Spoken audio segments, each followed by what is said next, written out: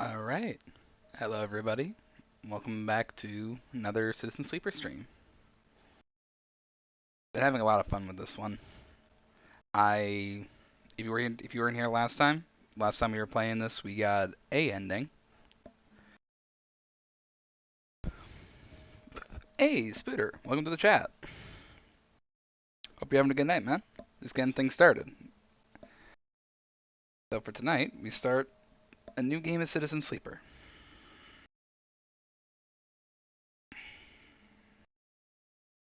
There we go. Go for that one. Oh, right, I'm not in Discord. 1 second. This is like the one thing I always forget. I forget I just won't be very long. Yeah, it's all good, man. Just want to chill and stuff for a little bit. I'm happy to have you. I don't. I need to like modify this to actually capture. There we go. There we go. Now it's capturing properly.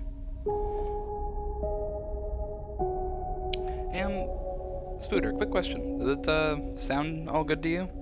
I have my headphones up a bit high, so I don't know if I don't know how much my voice and the game volume are competing.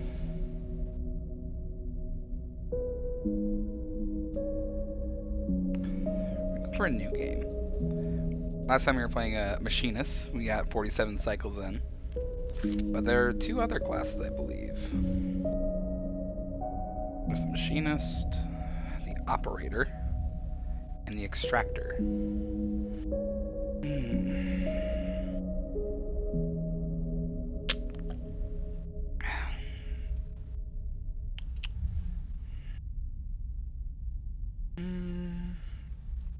Kinda wanna go for an Operator this time.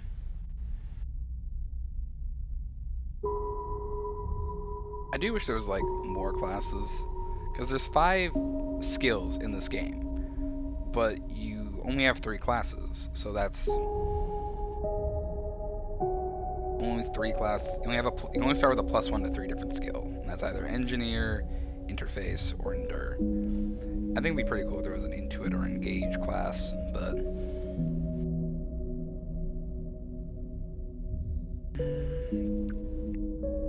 yeah, let me go for an Operator this time.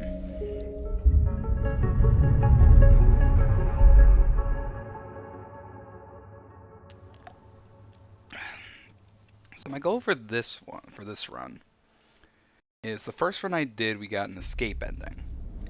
So I want to try for maybe a settle ending. Well, here we are into it. The first thing you become aware of on waking is the disconnect, the delay between thinking and feeling, between wanting to act and acting. Minor, almost imperceptible, but always present. It's at its worst when waking, when yourself has spent many dark hours recalling what it felt like to be real, to be a person, to be in a body that was indisputably yours. Let's think of that body. A leap into a cold lake on a hot day, the sting of blood welling from a fresh wound, the friction of a fingertip.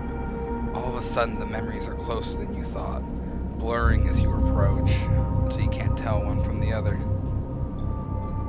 The cold slips in, behind and around you, and the sensations fade out of reach. Perhaps you should be thankful for the dull nature of this new body, given your current circumstances. The walls of the container feel immediately present, cold, hard at your back and face, cramping your limbs. You resist the desire to stretch, knowing that the claustrophobia comes next, and retreat a little from your central nervous system. It isn't painful. Not like how you used to know pain, at least. In emergency mode, pain is a message delivered with efficiency and ease, a reminder that harm is imminent. There is no insistent throb, no trembling nerves, just a warning delivered with the banal quality of a digital notification. Right now there are thousands of them. Remember the others. You remember there were 10 of you, 10 that could no longer stand the indentured work, the routine, experience a slow decay. 10 whose belief in their promised future was slowly dismantled day by day, until they realized they had sold away everything that could and would ever matter. 10 that would escape, or at least die trying. Some were lost in the shaft, others never found the meeting point. Only a few made it to the containers. But the freighter, as far as you know, left. That feels like enough. Enough to know that you might no longer be on that grim and heartless rock. Even if in the airless hold of a freighter, you might freeze solid long before you reached any destination. Just try to rest. But you are restless. It has been a long time since you left. Surely weeks, maybe months. You are dully aware of damage to your legs, your right arm. You have been reserving energy as much as possible, but your body is still needed to shut down many of its systems to protect you. You have spent much of that time asleep, knowing that anything else would be impossible to endure. You feel the weight of that impossibility begin to gather. It is time to sleep again, to nudge this false body into inducing delta waves in your emulated mind, and once again recoil into a dream of when you were once a person. Let's rest. Time passes, the cold creeps further in. You feel something. Warmth. Not true warmth, but the indication of its presence. Your joints release from their rigor, sound to everywhere, screeching and shimmering through so loud that your body ducks your hearing to protect its sensors. Then light. White as the cold, softer and softer, until in a haze of dirty yellow a figure appears. You are out. And here we are, back on the eye once again.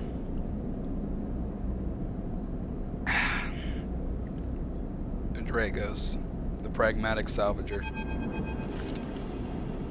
It's been a few hours since Dragos pulled you from the container. You sit huddled in a corner of his scrapyard, swaddled in the reflective folds of a mylar blanket.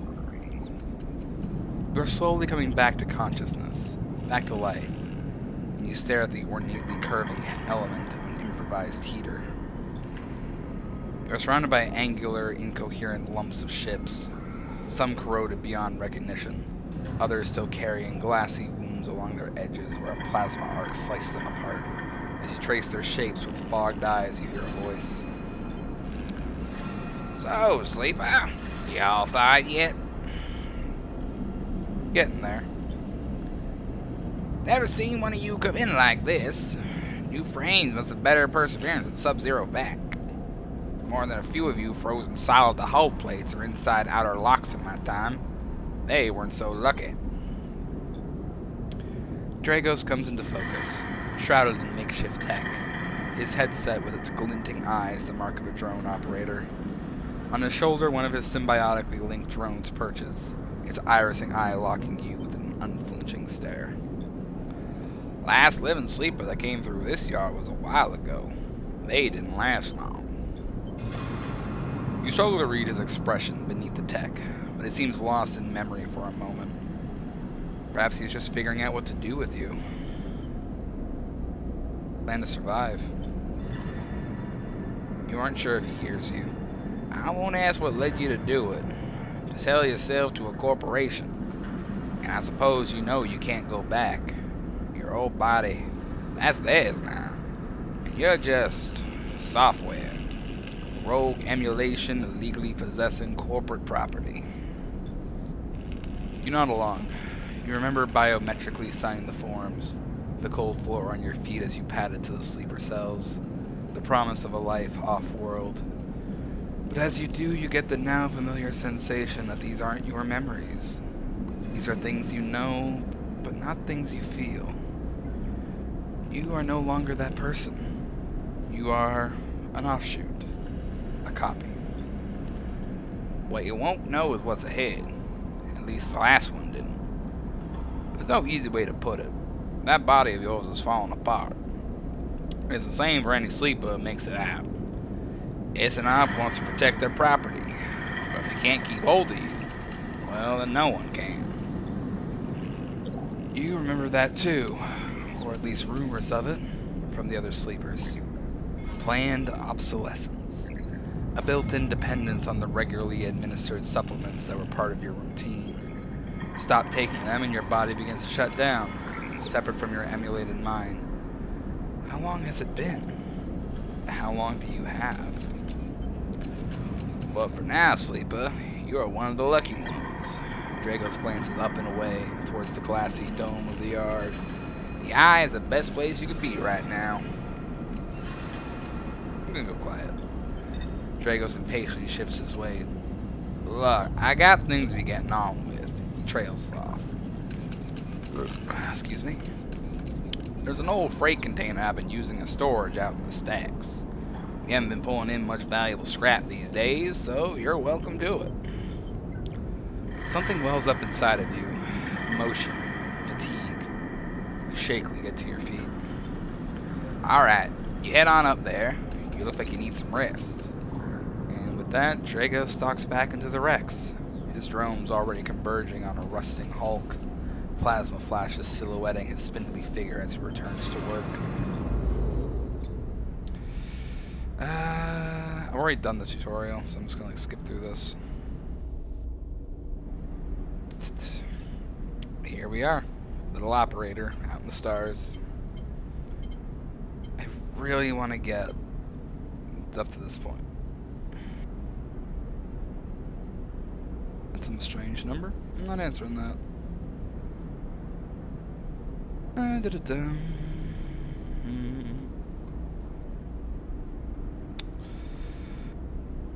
Okay, let's back out of this now.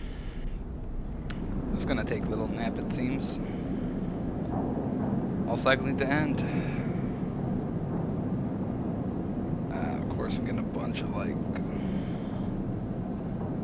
Probably that might have been my service provider or something calling me. Oh well. All cycles need to end. Rest and prepare for the next one.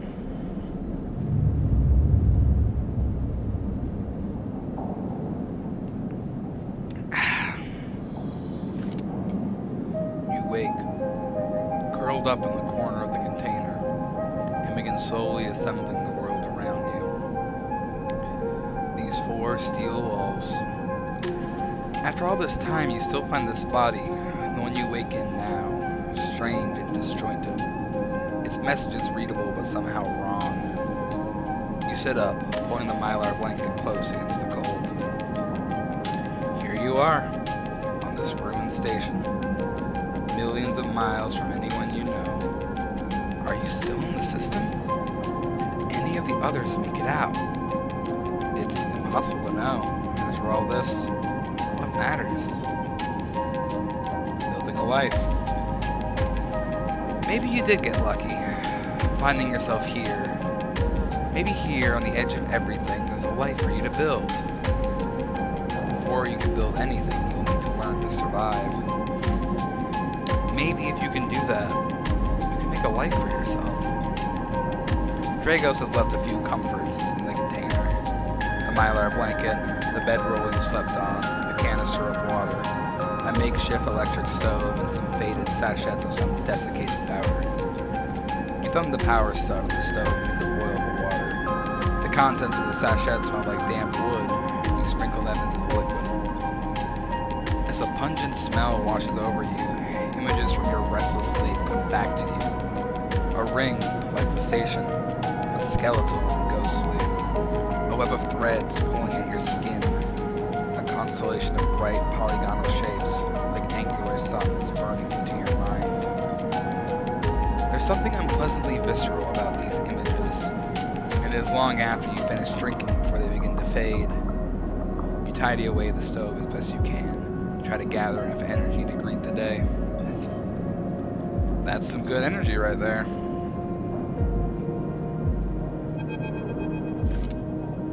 Dragos is stood in the corridor when you close up the container.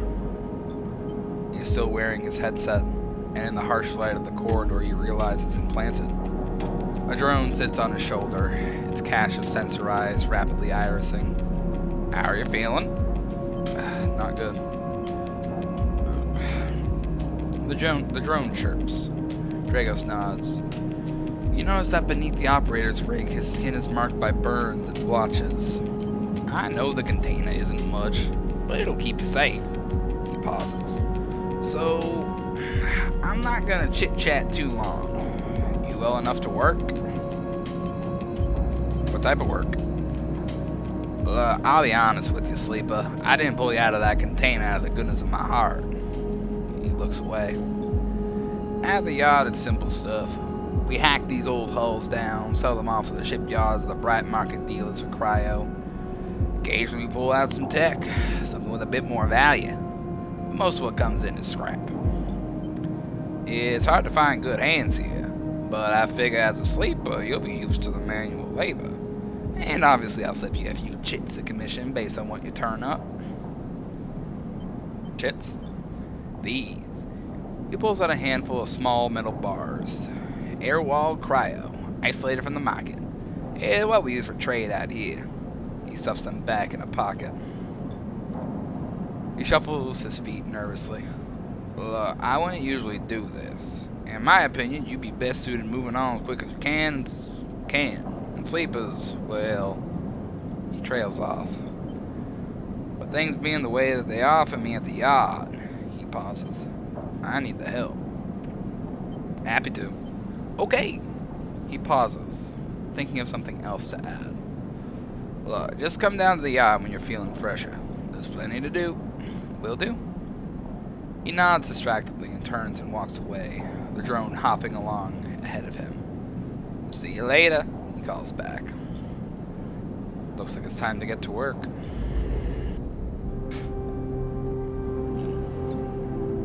I already know all this.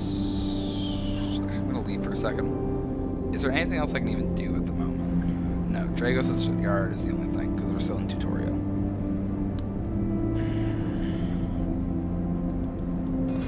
Well, I gotta go hull dissection, I guess, because don't really have anything else. Actions option. Oh yeah, it's all about the clocks.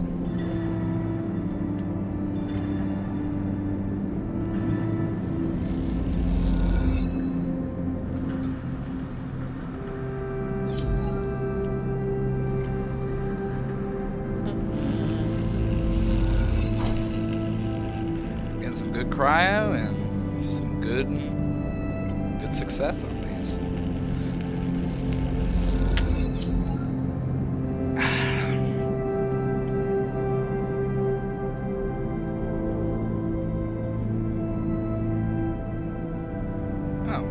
Thing happened over here now. Oh, everything's... man. I didn't even realize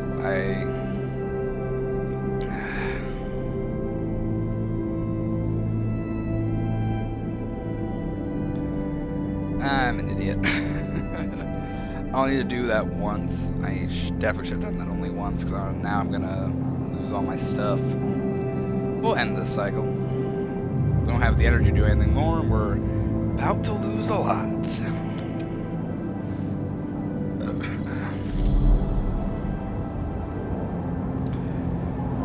This time you don't wake up. Instead, the ghost of the station, that shifting skeletal ring, surrounds you. For a moment, you are gone, absent from your own body, stretched out across a colorless void. Then the connections begin to establish themselves, threads tugging on the edge of your mind. These threads become vectors of exchange and then extensions as you feel your thoughts slipping away down them, dissolving into the millions of distributed nodes they connect to. You see the station. No, you feel the station, like a web of texture in a smooth black liquid. Observe it. Even though you have no eyes, no sight, you see or feel the map of the station. No, not the map of the station, but the map of its connections. It's a looped cloud with spokes and spires that jut out into space. It's an ingrown thing full of obsolete loops and severed pathways. It is a system, a map, and a territory all at once. You notice a tugging feeling pulling at you insistently, as if it were a small child. Somehow it is pulling in two directions at once. You look down. All of a sudden, everything shuts off. You come back trembling into this unfamiliar body, both yours and not yours all at once. You find yourself standing in the container, eyes now open to the dark steel walls. Feel a change within you, a shift. You close your eyes for a second, and you feel it waiting there. The station splayed out across your mind, a storm of connected nodes waiting to be explored. And then it is gone.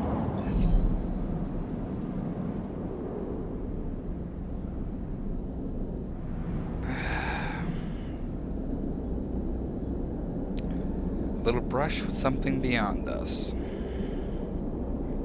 Yeah, I need to find a doctor now.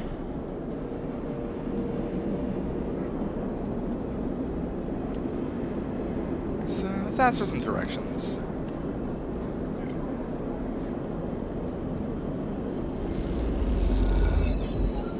There we go. One die and there we have it. I need food, man. Also like doing Emphasis' voice. Emphas, an imposing street vendor. Emphas is busy, his broad face uplit by the makeshift gas burner in front of him. With precise, delicate movements, he lays thick chunks of marinated fungus into a dented wok, his other hand idly tossing a metal bowl of sliced vegetables and some red fleck dressing. The smell is incredible. You watch as he fulfills a set of orders, heaping the fungus with the bright salad and depositing it in plastic trays. A stack of chits rattles in his apron pocket as customers file past the burner, handing over payment. For now, we'll just watch. Despite the queue, Emphas doesn't rush. He dresses each portion individually, squeezing precise slugs of liquid from an assortment of bottles into the bowl of torn leaves and bright slices, before tossing them loosely together. Occasionally a waiting customer might mutter something about efficiency, but Emphas remains steady in his process. After a while, the queue fades back into the crowd, and Emphas sets down his metal bowl and looks up across the burner to see you watching him. I can feel your eyes burning a hole in my bowl. Free sample? It's not. He gestures neatly. Come over. The smell is almost unbearably strong as he cooks. The earthiness of the fungus laced with something so spicy the smoke makes your eyes water. The heat from the burner is like a bonfire, and your skin hardens in its glare. I know you sleepers, Emphas says while he cooks, his voice deep but clear. A hard life, a lot of stories. He glances up from beneath his cap with piercing eyes. I know. Tell him the story. You begin to tell him about your journey to the Eye, and he nods as he cooks, his eyes never leaving his work. You tell him of the confusion, the pain, but also the sense of possibility in its sudden arrival. You tell him of the cold and dark of the container and the endless cycles spent within it. Now it seems, you tell him, like some dream that you once had but can never forget. You tell him that the Eye excites you and scares you, and you are unsure where to walk, where to look, what to do. Eventually you tail off, running out of words. You place the plastic tray of steaming fungus in your hand. Next time we can talk some more. He smiles. But next time, you pay. He slams a heavy hand against a button on the burner's side and it shuts off. The roar of the flame and its impressive heat fades. Next time then, sleeper. He waves you away and begins to oil the walk. Before you turn back to the alley, you notice the geometric patterns of circular scars across his forearms, each surrounded with a constellation of glinting pin marks. You walk away. As you do, you take a bite of the rich, spicy, delicately sweet fungus. Your taste sensors light up like a fusion reactor. You'll be back. Indeed we will. Got a new drive. Get to know Emphas. Of course, we gotta survive first. Can't do anything without that. Next comes the call from the enforcer at the door. The Hab block, a decaying habitation block. You shuffle down the flickering hallway towards the open apartment door. You keep your head down, your shoulders high in the queue, trying not to bring attention to yourself. You were thankful for the tip-off that a doctor was operating out of this place. Now you're here, you aren't so sure. The gang enforcer on the door, the flickering light strips, the decaying Hab block. They have all made the long queue a test of your nerve. But your options are few. Without a supply of stabilizer, this body, your body, will. You suppress a shiver and shuffle forward to the front of the queue. You try to find something to distract yourself. Let's look at the enforcer. The enforcer is looking down the corridor, and you dare to glance at him. His purpose is unmistakable. He is there to intimidate, to threaten, and if necessary, carry out those threats. His broad shoulders are framed like a metal exoskeleton, a couple of mirror-like implants that blow his eyes like mercury teardrops. Subsidiary sense input or aesthetic markers, you aren't sure. You also aren't familiar with the geometric blade-like tattoo on his arm. But you make a note of it. You avert your eyes when he looks back at the queue. After a few moments, a figure pushes through the doorway. You catch a distant voice. "Send the next one in, Toshiro." The enforcer jerks his head, and you slip inside, passing through the dark entryway and pushing through the plastic sheeting on the far door. The room beyond is bathed in warm light. A floor-to-ceiling transparent panel gives a full view of the bright market-sealed roof and the buzzing traffic above, and for a moment you are transfixed by the motion. "Come, sit," calls a sharp voice, and you see a silhouetted figure turned away, replacing the plastic sheeting over the frame of a simple folding bed. You make your way across the room. The figure turns, and as they do, you see an expression of confusion flash across their features. They open their mouth as if to speak. They blink and then quickly regain their composure. "Please, sit," they gesture to the bed, and then turn to an open case of tools on the table. You sit. Sabine turns, a compact diagnostic scanner of some kind in their hand. They hold it to their eye. "Remain still, please." Their tone is clipped and businesslike.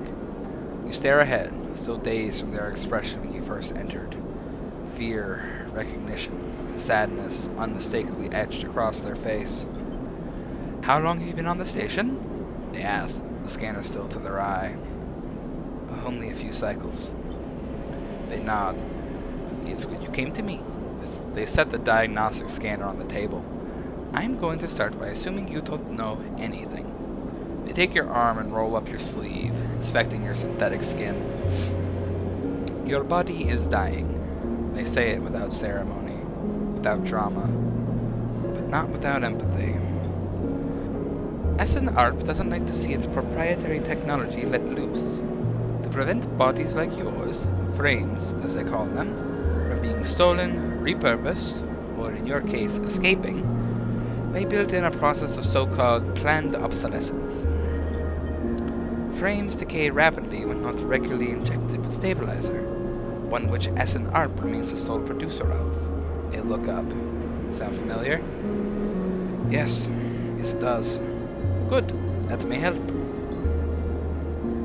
I really like Sabine's poncho thing that they're wearing. That kind of translucent material looks really cool. They swap to your other arm, running some thin metal device over your skin. You feel your forearm tremble. "I'm sorry," Sabine says.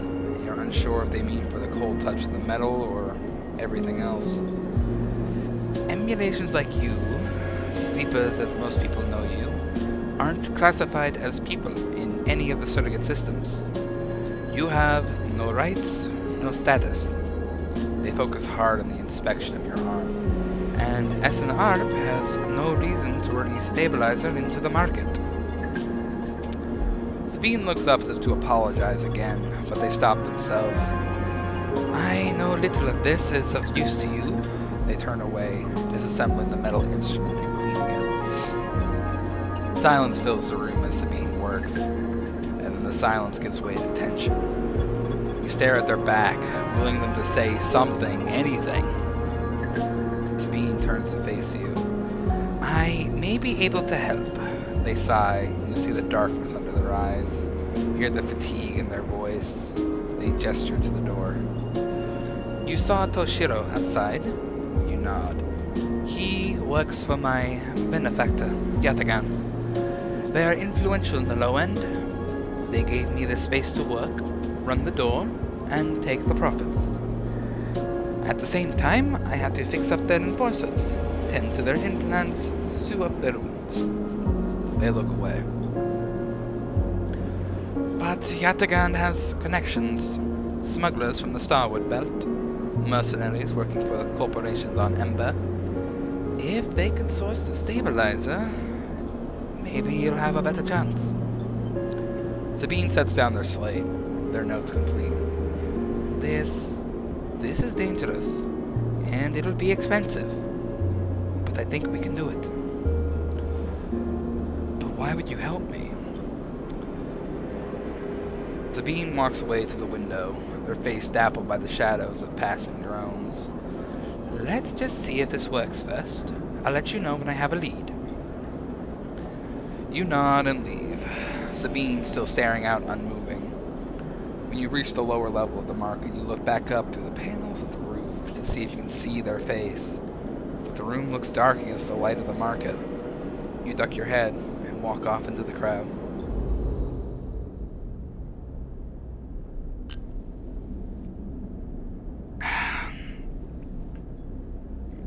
So, this is a 3-day clock.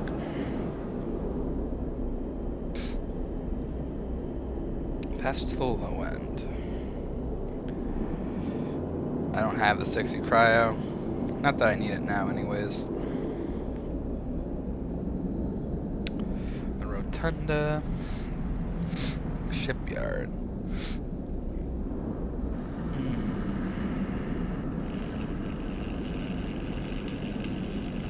I do a 3. It can go any direction. I'll try it once. See what happens. That's 1. Do 1 more. Oh, complete. Sweet.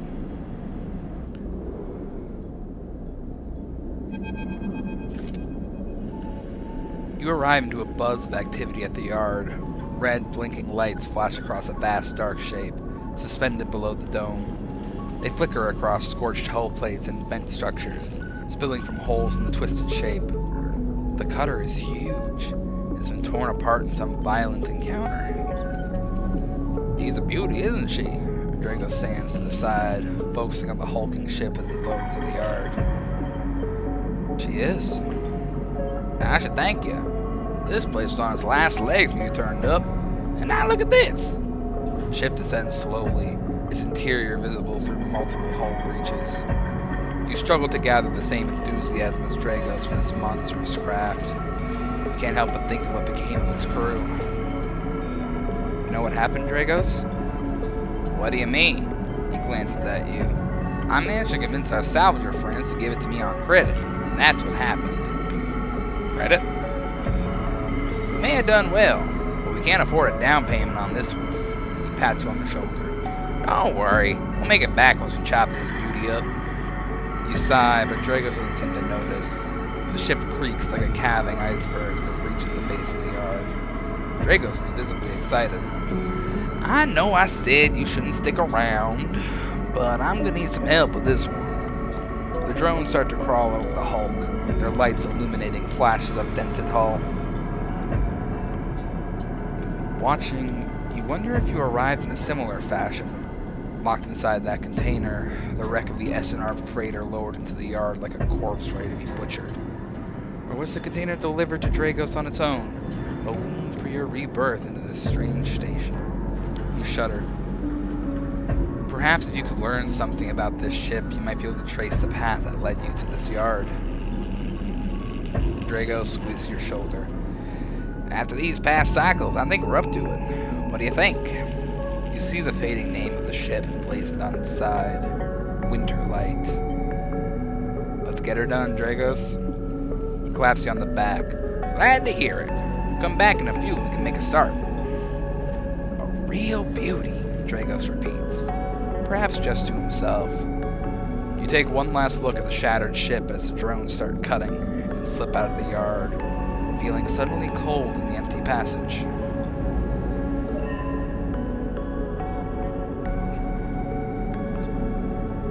Ayrton upgrades. Complete your first drive. Each drive complete unlocks an upgrade point to spend on upgrading your character. You've already been here already. I might try and upgrade to the +1 on Engineer, just because Engineer is very useful in this game.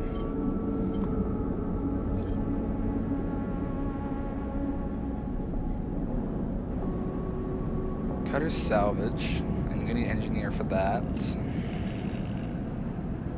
I've already done this path, so I want to see what happens when I take this path.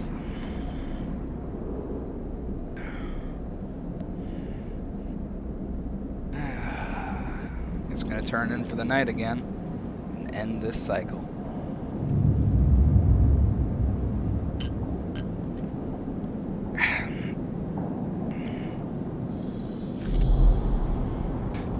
What's wrong with my nose?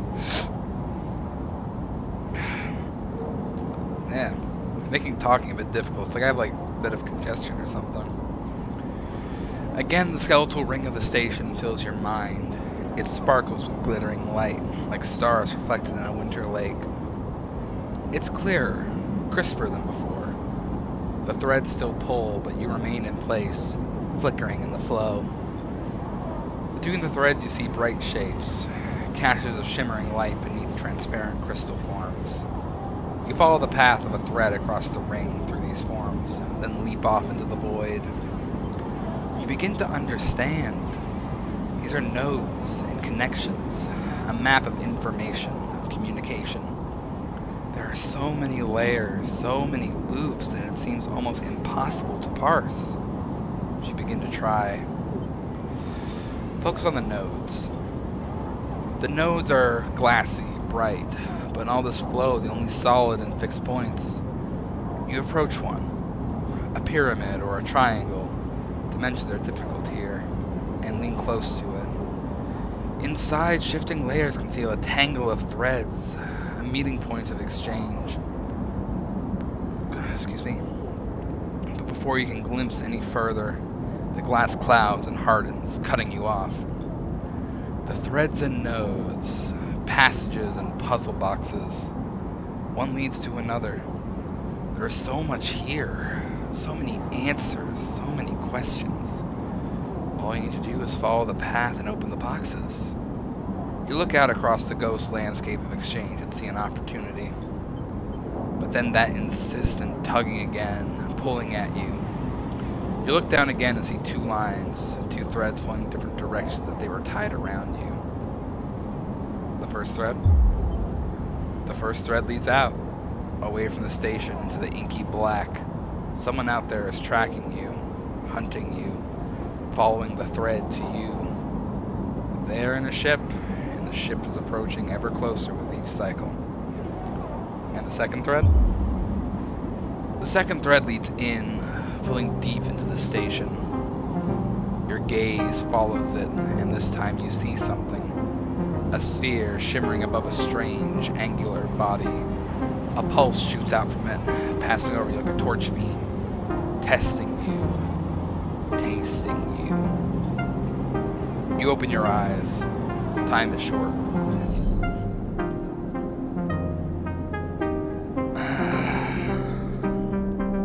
Something has changed inside you. You now access the data cloud of the eye, a network of decaying protocols and data caches.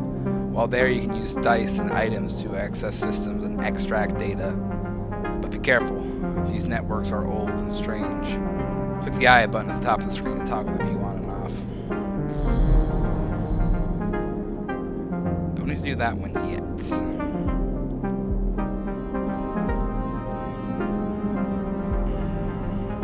I'm gonna start with this one.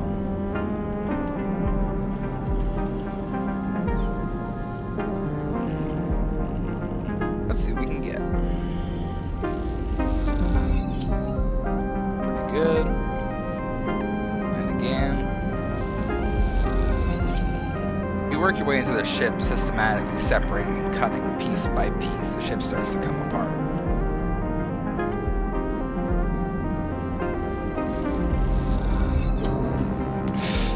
There goes my condition. Well, let's end the day with a nice bowl at Emphasis Place.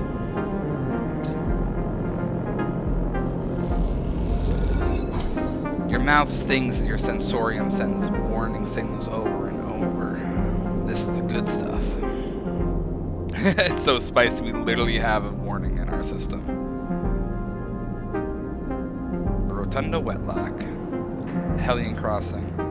Merchants willing to run the gauntlet of the Hellion systems are rare. For those that do, always return. Eventually.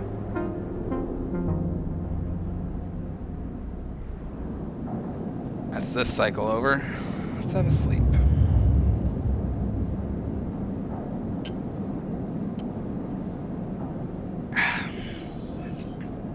Ooh, those aren't very good dice.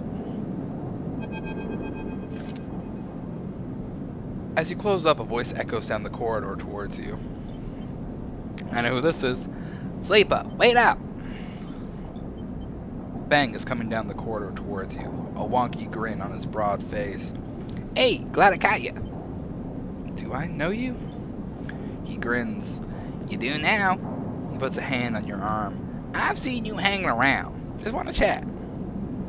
You staying in that thing? He nods back to the container, shaking his head. Rough. It can be hard to get a start on the eye.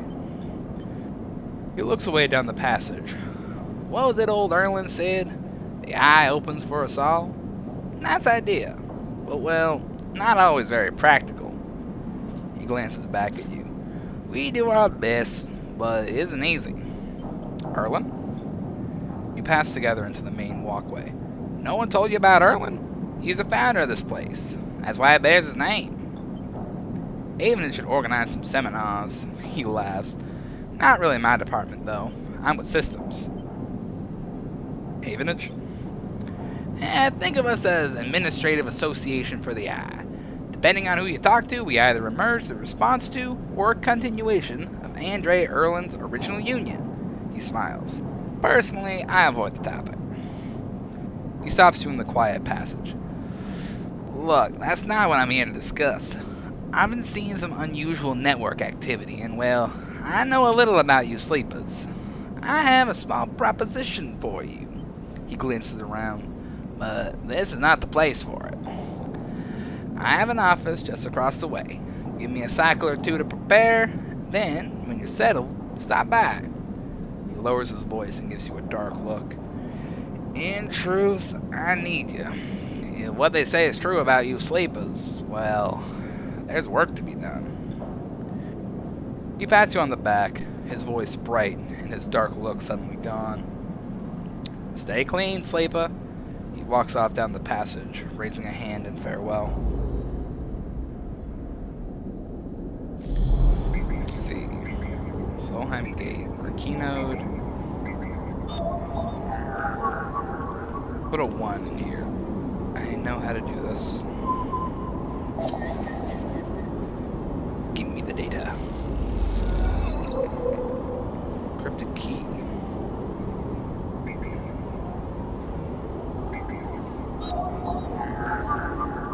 I should save my 1 for this one.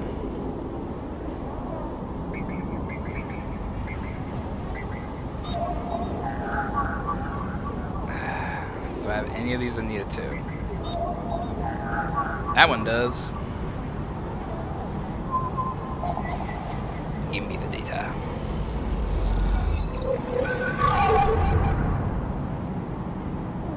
The data here is part of a cache, tucked away during the collapse.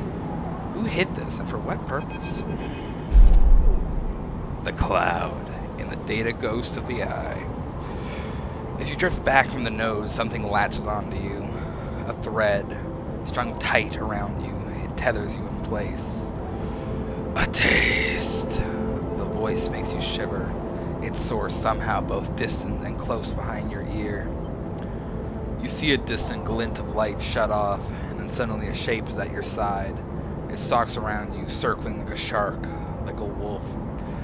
Entity unknown. Astringent. Processing. Let's resist. You struggle against the thread and it tightens in response. A glittering garrote. Please hold. The thread around you thickens until it is a ring, a cylinder, a tunnel of light circle around you. It is blinding for a moment, and then it is gone. As it fades, you see a figure, a creature in front of you. Its strange head flickers between different angles, reading you. What did you do? The shape paces around you on lithe legs. There is no ground here to pace on. Entity, identify. Origin, serial, cadence. The figure faces you expectantly. Stay silent. Refusal. The figure's strange head rotates. Brackish signature. Of and not of. Attempting interface. As the figure speaks, more threads begin to spiral from his head. Thick, snaking, vine-like ribbons that flex and wave. They approach with intent. Let's book it. You kick off and glide away through the cloud, the threads surging after like predatory tentacles. They follow, wrapping the space around you until you are held within a web, a tangle of tentacles closing in. Stop! Hunter halts its threads, its head twitching. Entity, your identity is unknown. We only seek to correct illegalities. Can you confirm your legal right to sentience? No. Unfortunate. All at once, Hunter's head is directly in front of yours, blocking your vision. You stink of their taste. The one from the sealed dock. Hunter shimmers with fury. I will find access. I will interface. I don't understand. An entity hides in the rotunda. You are its puppet. Hunter extends a razor-edged thread. I will not be diverted from my task. It glows with murderous intent. Strike. You lash out with all your force. Not a physical strike, but a focusing, a spike of interference leaping out like the tip of a spear. Hunter stumbles, shifts, separates. You open your eyes, blinking back into the station light, shaking with fear. That's that done. We have 6 more hacks until we have to face Hunter again.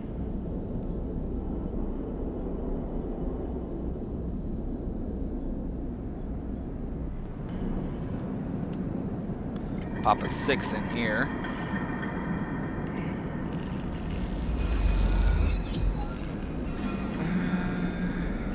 Cryo, another 2. Making pretty good progress. I'm only gonna have 2 dice tomorrow, though. That is less good. But we'll end the cycle. That's all we can do.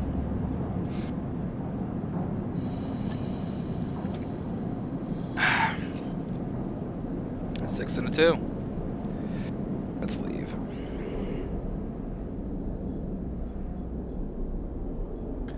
Let's talk to Sabine first.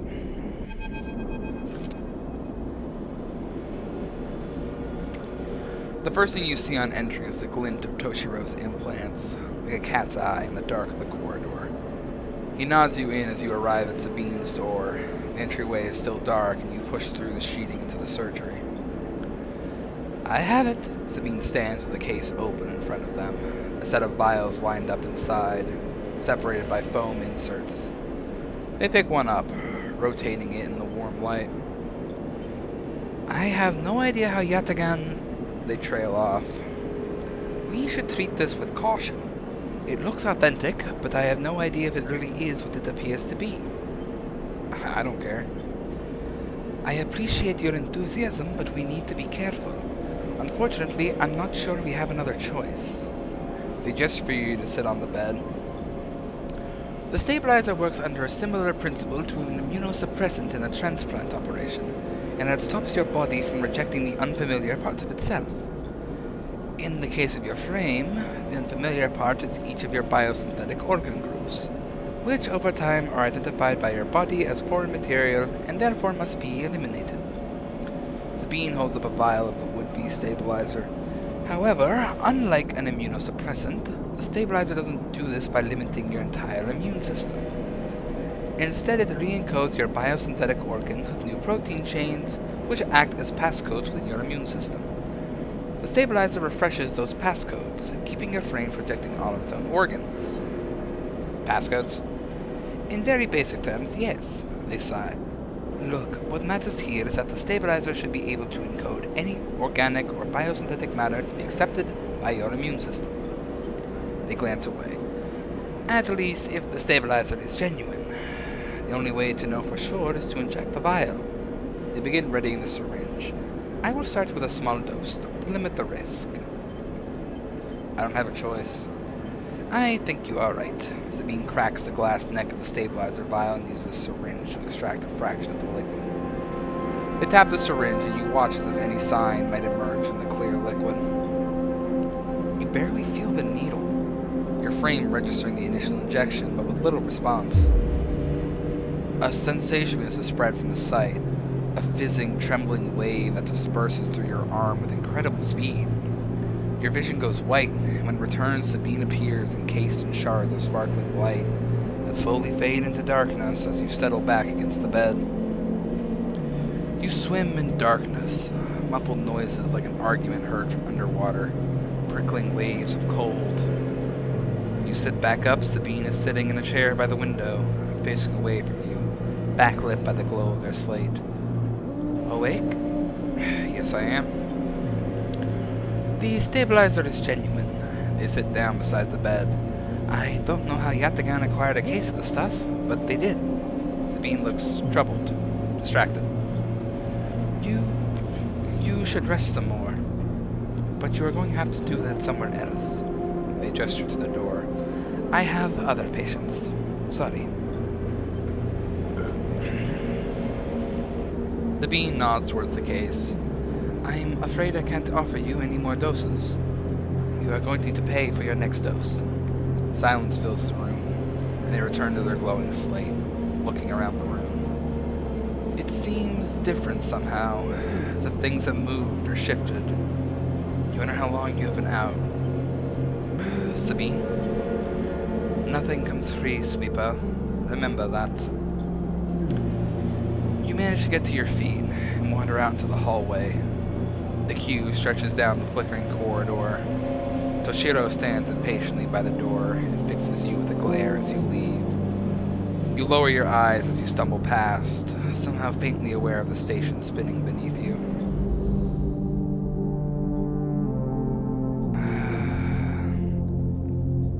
To buy a vial of stabilizer still, which I think I can do. I have the money for it. I remember when I was originally playing this, I was worried that if I did this, I would immediately inject it, but no, I just buy the item.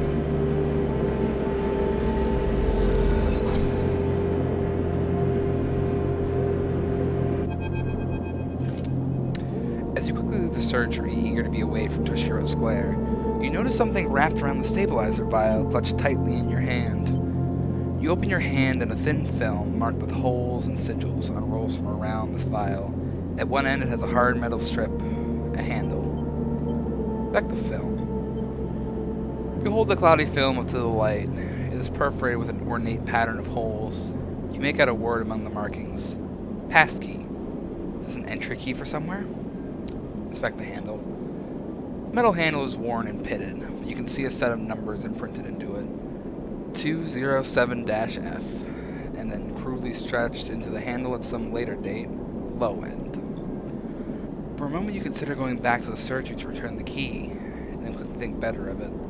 Did Sabine want you to have this, or is Toshiro passing on a message?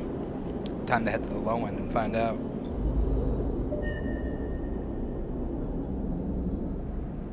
I got my upgrade.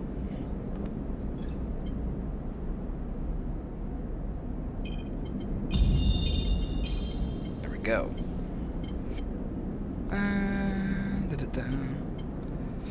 Ooh, icebreaker will also be a good one to get. But I really wanted to get the +1 for engineering.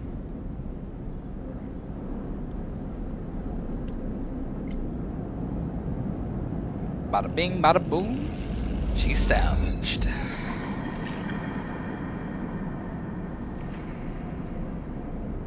No more salvage for now. Dragos and you need to talk. The final piece of the winter lights sit in neat piles waiting for the collection shuttle from Havenage. Dragos managed to sell the remaining pieces to the shipyards. A fact that's hard to forget as he's been telling you about it for the past 2 cycles, and all that remains is for Havenage to come collect. You look around at the yard, transformed from when you first arrived. Mostly repaired drones flit back and forth, no longer buzzing unevenly or lost in dark corners, and the scrap is sectioned, sorted. The system that you and Dragos have put into place over the past cycles paying off. As you look, you notice a glow of pale light from the office by the entrance, that run-down cab of a building which houses all the records and spare equipment. Dragos must be inside. You get to your feet and walk over to find out when the shipyard collection crew will be here. Knock. Sleeper? Come in. You swing open the door and walk in. Dragos is sitting at the small metal desk. The shipyards told me they'd be here soon, and we'll hand over the chits and we're set. He writes something with a stylus on his slate and shuts it off. Of course, we should talk about a bonus.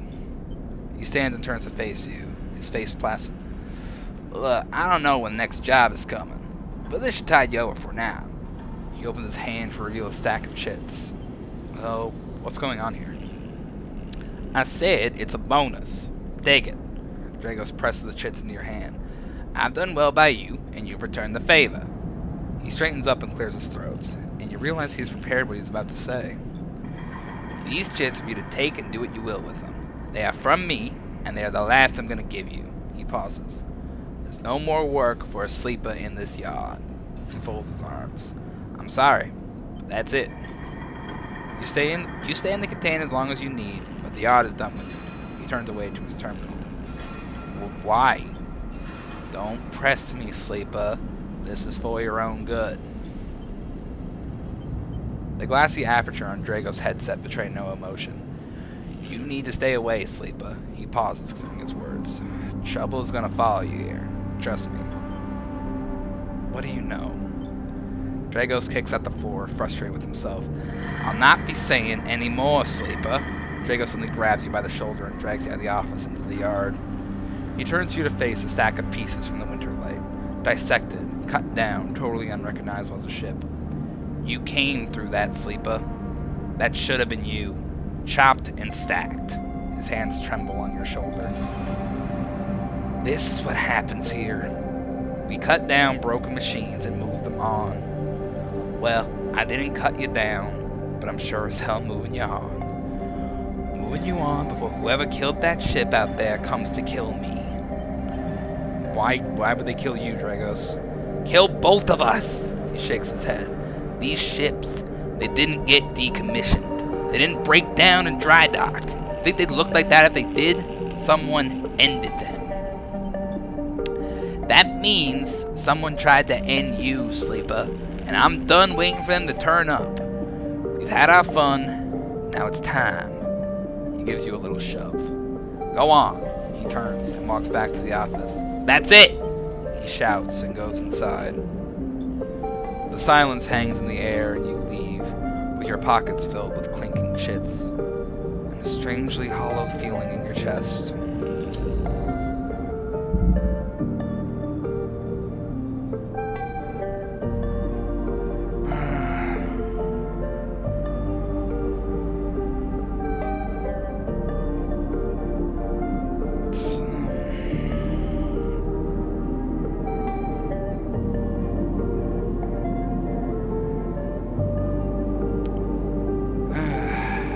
Know what to say to that.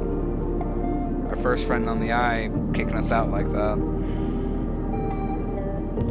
Let's buy some scrap. Might as well get some use out of these chits. Just the one for now. We still gotta get a bowl of food. Fine bowl of spice fungus to take the pain away.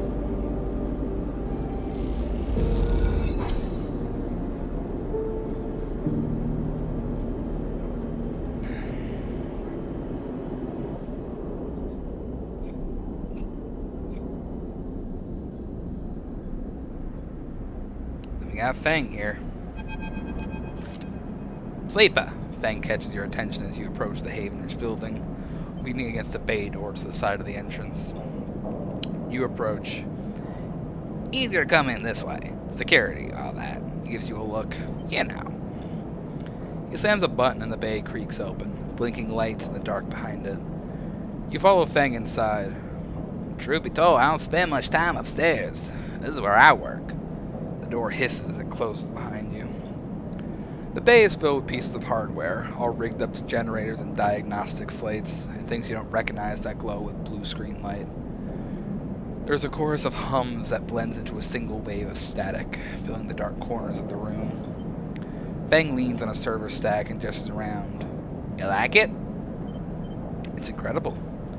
He smiles widely. I thought you'd say that. He taps a nearby server stack, which bleeps in response. This is my treasure trove, all dredged up from the sea of systems we call the Eye. You would not believe what this place runs on. He steps over to a towering block speckled with vents. Some of these systems are from the original station Alpha 1, the one Solheim built. We had to invent new components, repair things we never built, reverse engineer entire subsystems into existence. Residents here look up at the Eye and think they're seeing a concrete reality. But this place is a system in constant flux, decaying and growing, collapsing into new configurations. He walks down beneath the hardware stacks and you follow. We're keeping this place alive, but also remaking it into something new, dragging it away from those corporate origins. He stops. At least, that's what I'm trying to do. He turns back to face you among the flickering machines humming all around you. I know you can see this too, Sleeper. All these systems and sections. You can, can't you? I can see it. Makes sense, right? You're between here and there, between the people and their systems. You light this place up like a beacon. That's what I need. You glance at the lights around you, and as you do, they seem to flicker, to realign, to follow your gaze. Feng notices it too. I'm guessing being a beacon isn't always ideal when you're on the run, though. No, it isn't. He pats you on the shoulder. Maybe I can help with that. There's a lot of old growth in this place. Subsystems I can't see, access protocols, lots of time and decay. Secrets. A shitload of secrets. With your help, I can unlock this place. Break out those last ghost limbs of corporate control. He lowers his voice below the hum. Even in Haveners, there's old growth. Those whose roots trace back into those bad old days. You help me dredge up the past, and I'll see what I can do about that tracker of yours. He winks. What do you say, Sleeper? I'm in. Feng pumps his fist and claps you on the shoulder. He meets your eye. You won't regret it, Sleeper. Feng passes you a ragged-looking metal tab. A gift. He smiles. It's a Solheim cipher. I dug it up from the depths of the station. Slap that into an old network gate and you'll be able to pull out all kinds of secrets from the nodes inside. He walks you back to the front of the bay. Start by bringing me whatever you can turn up. Use that emulated mind of yours and see what's out there. Let's get a picture of how things are. Those above, he nods the ceiling, have granted me an acquisitions budget. I can pay you for every useful data you bring in. I know you need it. He slams the door button again. Keep it quiet. Keep it clean, Sleeper, and I'll see you soon. You step, blinking back out into the passage, those flickering lights still in the back of your mind. I think Feng and Memphis are the two I have the most fun doing the voices for. What do we need?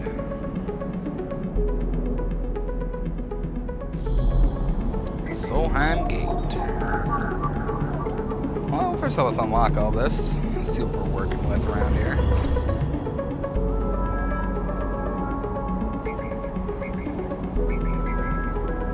Solheim node, we got 3 of them. Let's take a 2 on this one. Give me the data.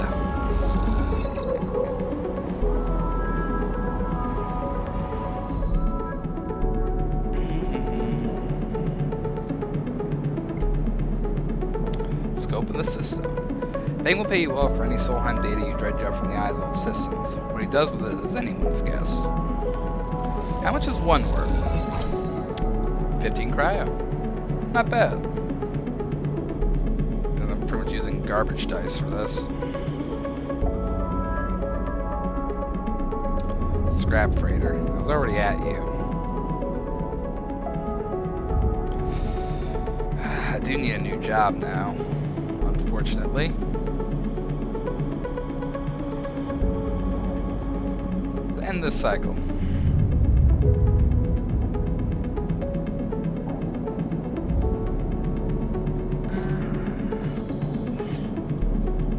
Ugh, that's 3 1s. Well, guess we're gonna do some hacking first. See if any of these need a 1. That one does.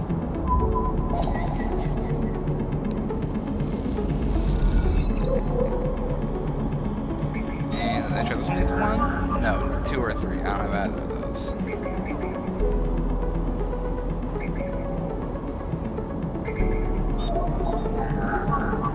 Not you. Reject you.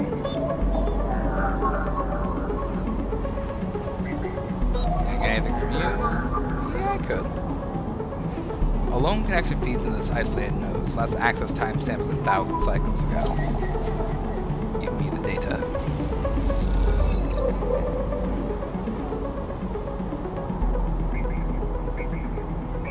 Evenage Gate H4.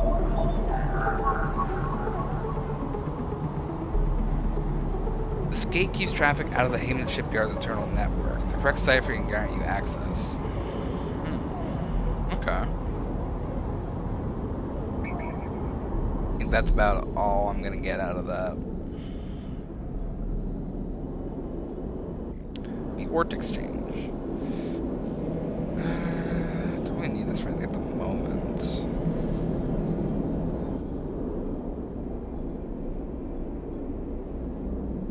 I'm gonna go to the Rotunda.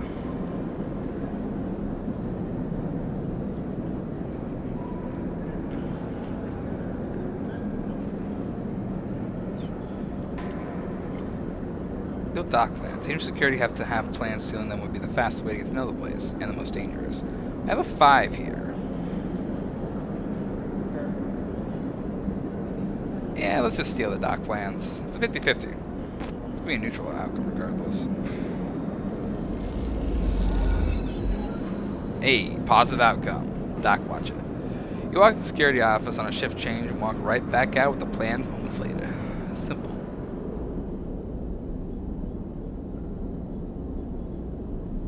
Again, Kita, the Overlook Bar, and the sealed dock. Not really bothering with the sealed. I know what's in the sealed dock. Don't really feel like dealing with it this time.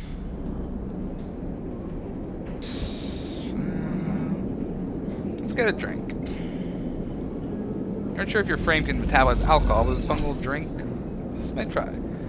Mossy tones and an aniseed sharpness fills your mouth. It isn't totally unpleasant. At least you can taste it.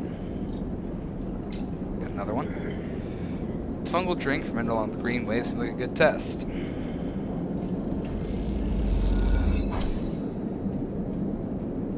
And one more just to finish off this little test.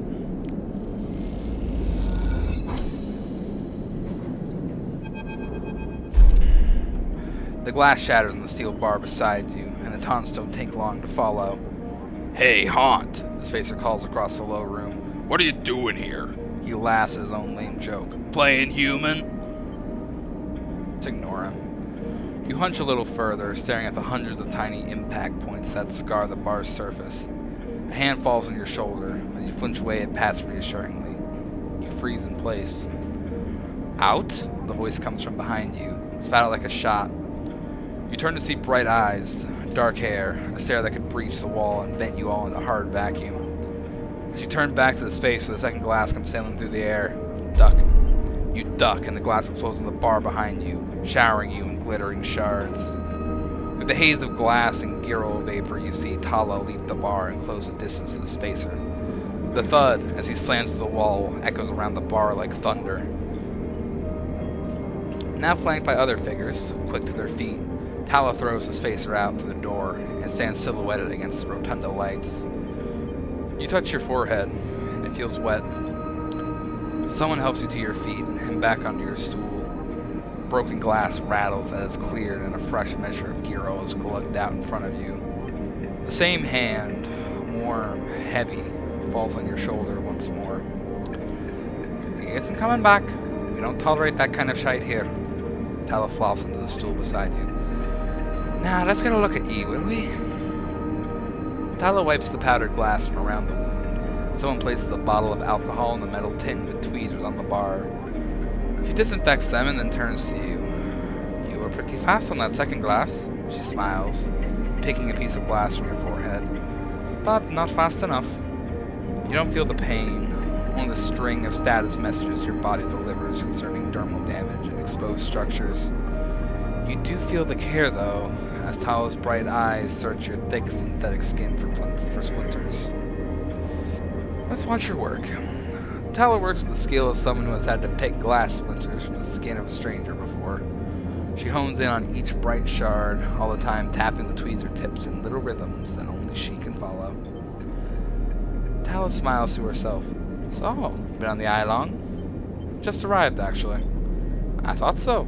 Only see you here a couple of times. A splinter clicks into the tin. Not everyone is like that, idiot. We don't all hate you. She glances around. Some of the regulars, maybe they fear you.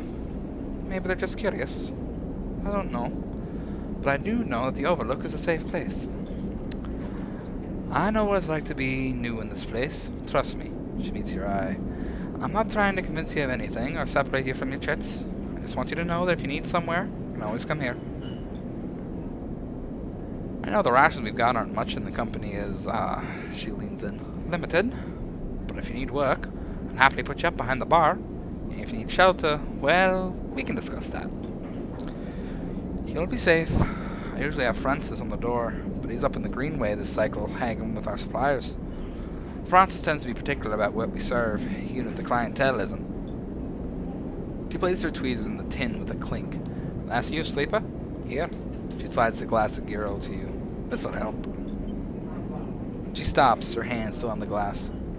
Wait, does this help? I mean, can you get drunk? Nope. She laughs. Haha, just a connoisseur. Tala mock winks. I'll let you get back to it then. She walks back around the bar, gathering the glasses she does. And before long is retelling how she threw that spacer out to a new group that just wandered in, complete with dramatic actions. You gesture in your direction, you instinctively look away, back to the worn surface of the bar. You take a sip of the gyro. The earthy, fungal tones fill your senses, almost blocking out sight and sound, like diving headfirst into a bog. You may not be able to get drunk, but this connection to something grown, something fermented, something old, feels good.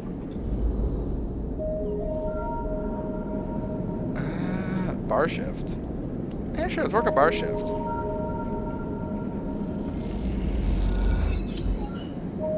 Cryo. As you start your shift, a crew of salvagers barge in. The next few hours are whirlwind of chatter and long pours. You tip well. The Overlook clientele can be a tough crowd, but you have Tala's backing, and that means a lot.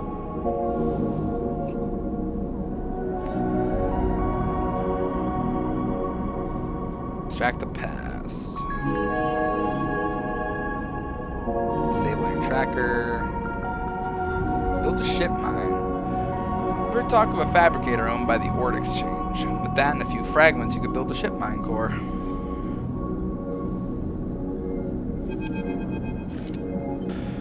Hey you, wanna earn a chit?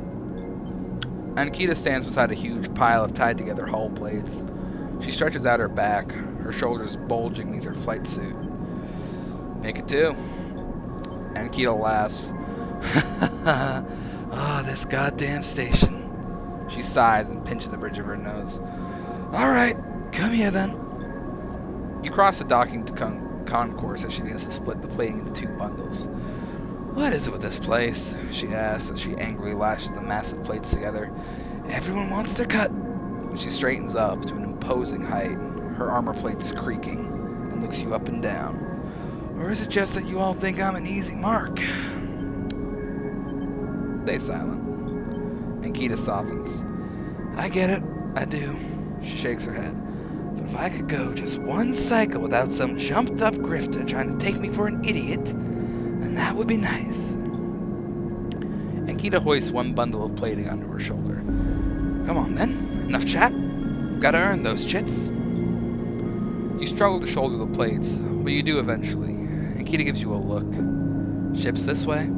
She sets off down a gantry at impressive speed.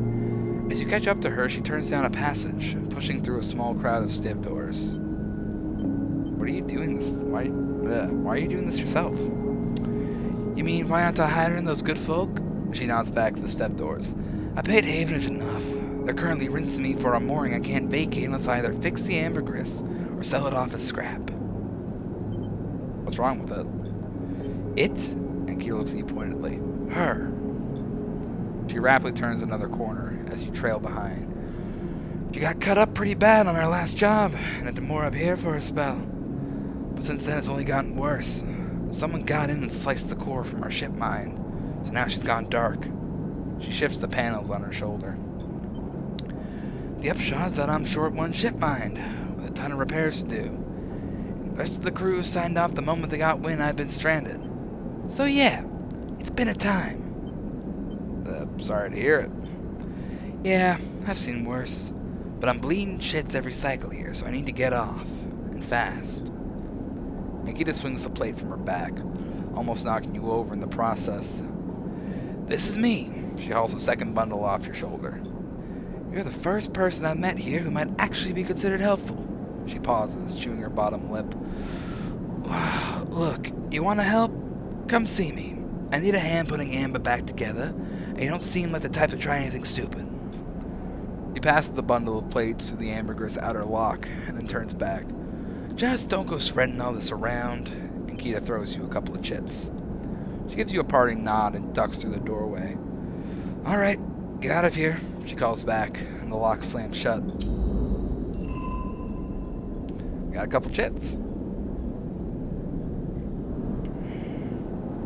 Hull repairs, or rewire the drones.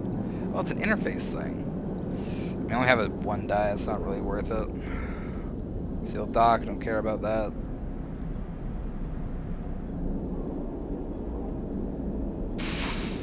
Let's see, is there any like safe thing I can do just for one? I don't think there is at this point.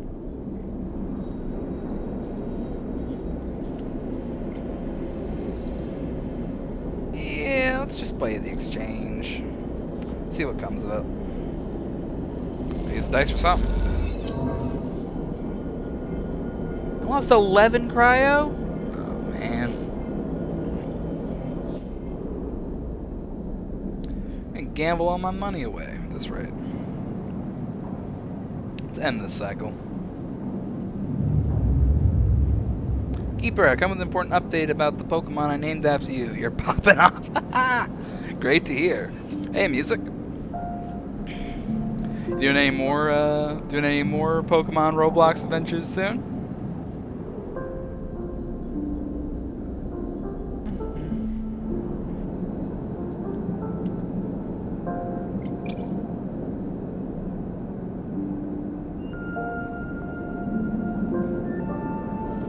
Let's get these drones rewired. Plus one ship shape per cycle.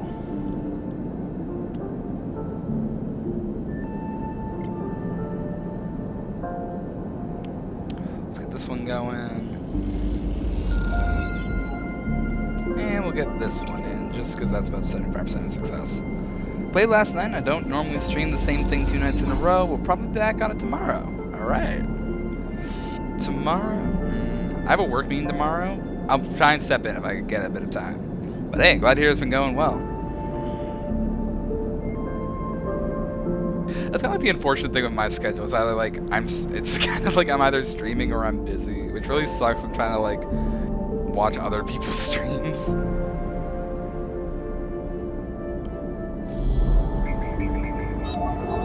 My last keynote, yes it is. Bypass that.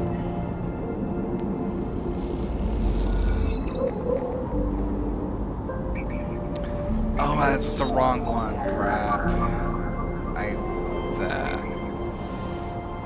Ah, man. I hacked the wrong thing.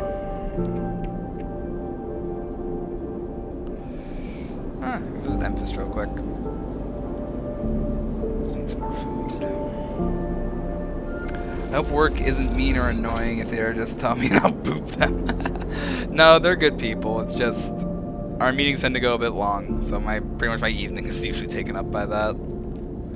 But if I get out early, then I'll dart in and say hi. This isn't my day job. This is like my freelance work. For tomorrow, we have a little group meeting on planned. So it's the stuff I voluntarily choose to do as extra, so it's fine.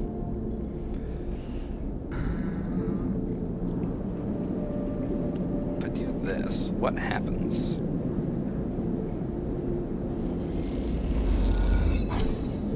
Hey, there we go. Good cryo. Good service and a little bit of cryo. Another cycle to end.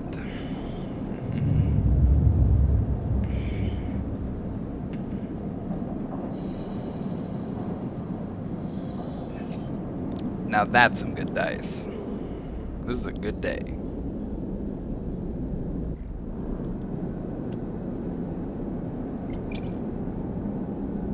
Boom. And boom.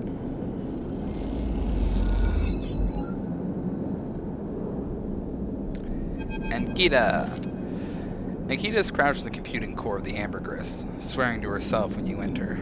She doesn't look up. These shits completely ruined the core's connectors when they cut it. She holds up a thick fistful of ragged wires. The ship mine they ripped won't even be usable without replacing these. She throws the bundles of wires across the room. Amateurs. Can we repair it? There's nothing to repair. We need an entire ship mine. Not exactly the first thing you can expect to dredge up from a scrap freighter. She sighs. Fragments, maybe. Sections of a mind. But a complete mind? No way. Ankita climbs out of the cooling well where the ship mine should be. The space suddenly crowded with her on the same level as you, towering over you as she stoops beneath the low curved ceiling. Come on, nothing to be done here now. She leads you back through the guts of Amber, so you can find the way back yourself. The repair process left you familiar with the cutter's idiosyncratic layout, all diagonal angles and bundled tubes. So what do we do now? Ankita seems lost in thought. You focus on the corridors, ducking below conduits and passing through bulkheads. Eventually you arrive in the galley, though it's hard to tell. Most of the benches and prep surfaces are covered in half-stripped components and welded hull patches. Ankita shoves a box of filters to the floor and sits. There's no way around it. She starts out of nowhere. We need a new ship mine. Where from? Scrap freighter? Word exchange? Hell, find one in the overlooked bathroom. Doesn't matter where, just matters that we get one. She rubs her forehead. It seems I'm about to do something very stupid. But hey, I came here, didn't I? Why not make a run of it? She fixes you with a hard stare. Sleeper, you're all I've got. No crew, no friends, you're it. She looks uncomfortable. I appreciate the time you put in on Amber, and I'm sure she would too, if she could.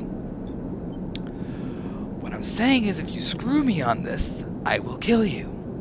She leans over and hands you a stack of chits. A big stack of chits. You don't dare to count them. Get me that ship mine, Sleepa, and don't make me regret this. But, she sighs, look, just get out of here before I change my mind. You slip out the galley and head back towards the main lock. As you do, Amber growls and creaks like a caged animal. You reach a hand out to calm her. Time to find Ankita a ship mine. Somehow. I got 100 cryo for that. I get a lot of cryo for that.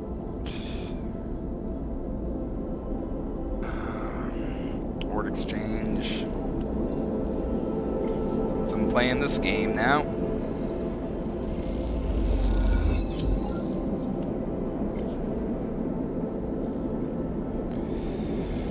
Give me something good.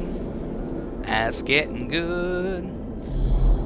And I had to get this for Fang.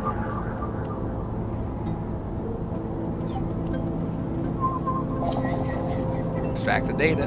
Here we go.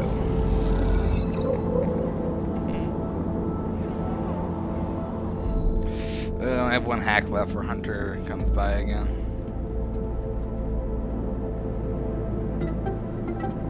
Data.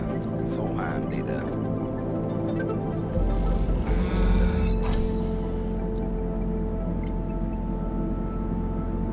Here we go, here we go.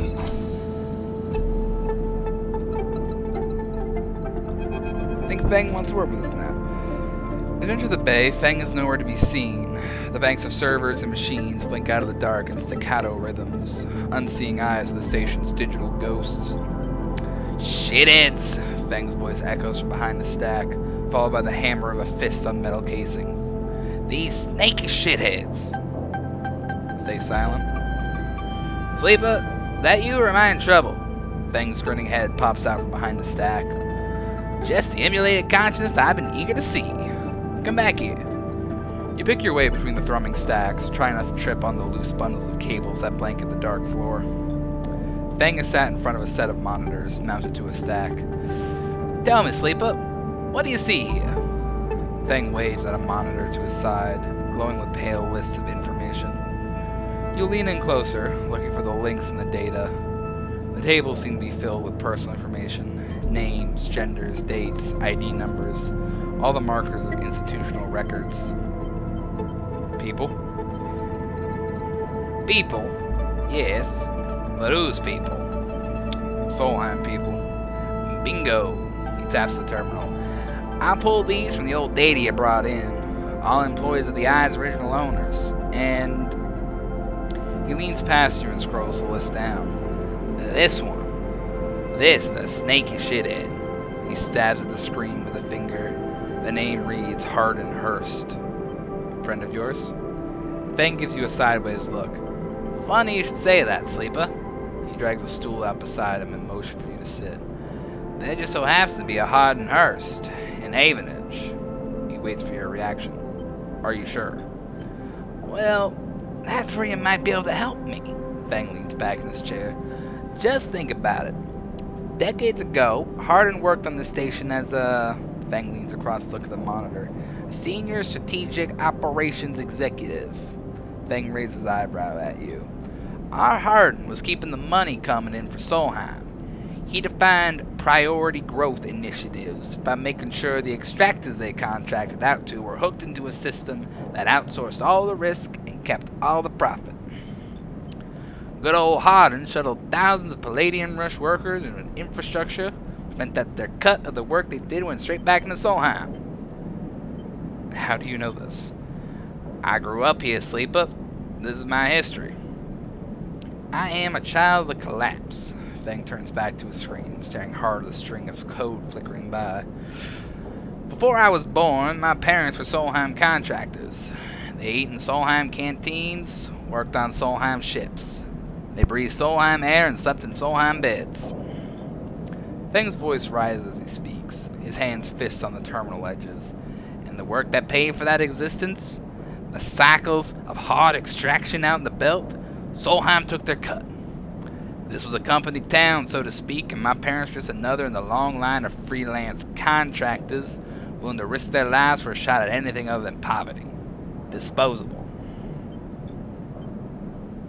This guy, stabbing at Hardin once again with his finger, strategized all that, did the sums, and then somehow, thousands and thousands of cycles later, is still going, still here, crawling in the walls like some shithead snake. He survived the revolution. Surely it can't be him. Feng relaxed a little. Who knows? He turns to you and smiles. So we're gonna find out. Hardin is now a big shot in the shipyards, just a few degrees back around the eye from here. Feng brings up a map of the lower eye. Havenage might be born out of Erland's revolutionary zeal, but a flat hierarchy it is not. Hardin happened to float to the top. Feng zooms in on the far yards. He grimaces. The thing is, I don't have access to those systems. The shipyard crew is pretty paranoid. They don't like anyone from systems digging around their stuff. Plus, we need more than just the name of Solheim executive. We need proof. Fang holds up a thumbnail-sized drive. That's where this little creation of mine comes in. I call it a ripper worm. He turns the drive between his fingers. It'll rip through any digital storage and spin out a silken thread of filtered data. This one is set on the scent of Hardenhurst. He hands it over. Getting into the compound might be tricky. Fang puts a hand on your shoulder. But you, however, have a particular knack for remote access. Fang grins. If you can extract yourself a Havenage cipher from a Havenage agent, they sometimes carry them among their data caches. You can crack open the compound's network and slot the worm in through any open port. Never ever need to go near the shipyards. So what do you say? Up for it? Hell yeah. I knew it. I knew you'd be happy to catch this snake. And don't worry, once we nail this guy, I'll start working on that tracker of yours. I haven't forgotten.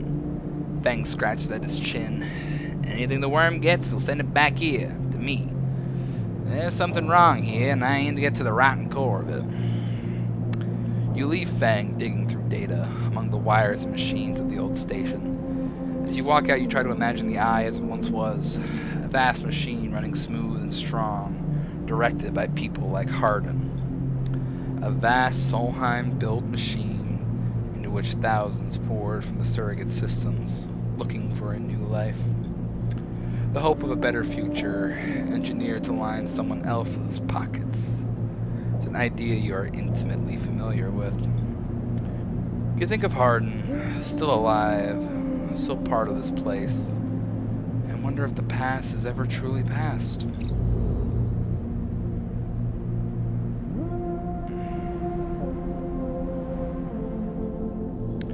I believe that is all that we got for now.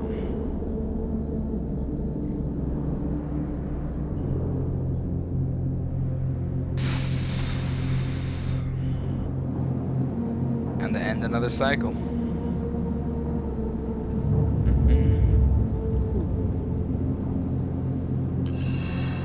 How long have I been streaming for? An hour and a half. Wow, I'm more tired today than I thought I was.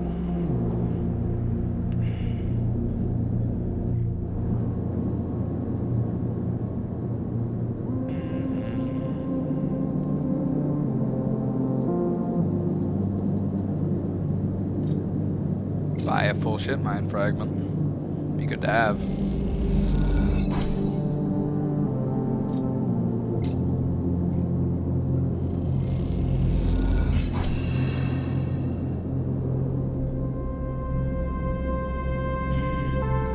The current build I'm running, I'm very unlikely to just get ship mine stuff.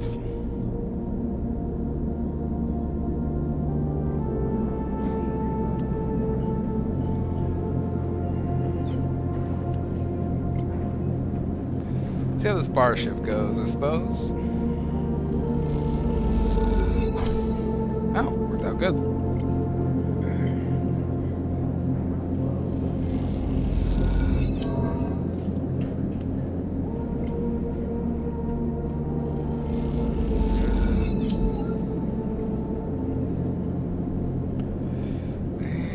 We can get one more here. Actually. Buy some rations first. Tala keeps some expired Solheim rations behind the bar for those weary spacers who ask why the Overlook doesn't serve food. Nah, never mind. I can get food in Emphasis' place. Hey, Jake, how's it going? I'm playing a little bit of Citizen Sleeper. And I am a sleepy streamer. Gonna try and go for a bit longer. I'm starting to getting tired early tonight for some reason.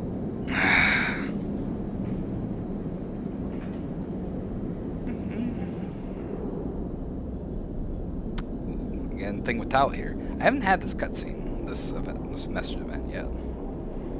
First, I got a new meal from Memphis. Hey, somebody to knock out early. Yeah, I mean, my last... oh, this is embarrassing. My last stream, which I think you were there. I think you were at my last stream. So when I went off, I forgot to turn my stream off. So my stream was running for another 7 hours while I just slept. So I don't want to do that again. So, in all fairness, oh, you did notice. Yeah, that was a bit embarrassing.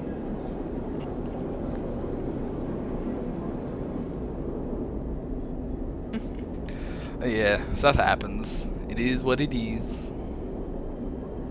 Emphas. Sleeper, Emphas calls out to you, a booming voice that echoes through the corridor. Tell me a story. He throws a handful of chopped mushroom into his wok, the fire leaping up to meet the oil. I see you, cycle in, cycle out, but we never speak. Tell me a story. What kind? Oh no! Arsenal saw you were online, almost raided sleeping you. That would have been so bad. Tell him, did you tell him? Tell me he noticed. Oh god. Oh man. Oh jeez. It was bad enough just knowing I left my stuff on, but knowing someone almost raided me while I was asleep, that just messed it up for them too. Oh. Oh man. Oh, thank God he noticed. Thank God. Any kind. He pauses to drizzle something from a plastic bottle into the wok. But what of yours? He looks up at you. Nothing stolen. You pause. The spice is rich in your nostrils. Think about the kind of story you like to tell, Emphas. You look at Emphas, the listener, and imagine he has heard it all before. Perhaps you'd enjoy a strange story. Something with some spice. Hey, Fire, welcome. He checked before he hit the button. Oh, jeez. Well, I'm very glad he noticed. That would have been really... I think it would have been an extra level of embarrassing if I actually did get raided while I was asleep. But yeah, welcome, Fire. Did you notice that? You were in bed by the end of it, but at the end of my stream the other day, I forgot to turn my stream off when I went to bed. So I had my stream just running my end screen for 7 hours. And I didn't notice until another one of my friends hit me on Discord in the morning.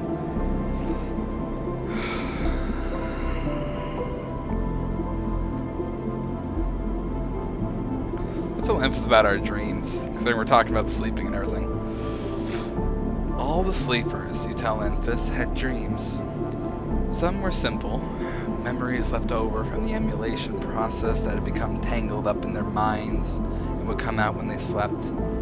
It wasn't rare to hear a sleeper in the dorms scream or cry out in the night. But your dreams, those gray, skeletal after images of systems and structures, of threads and patterns, weren't like the others. They weren't memories or nightmares. They were reflections of reality. Distorted, yes, but somehow true.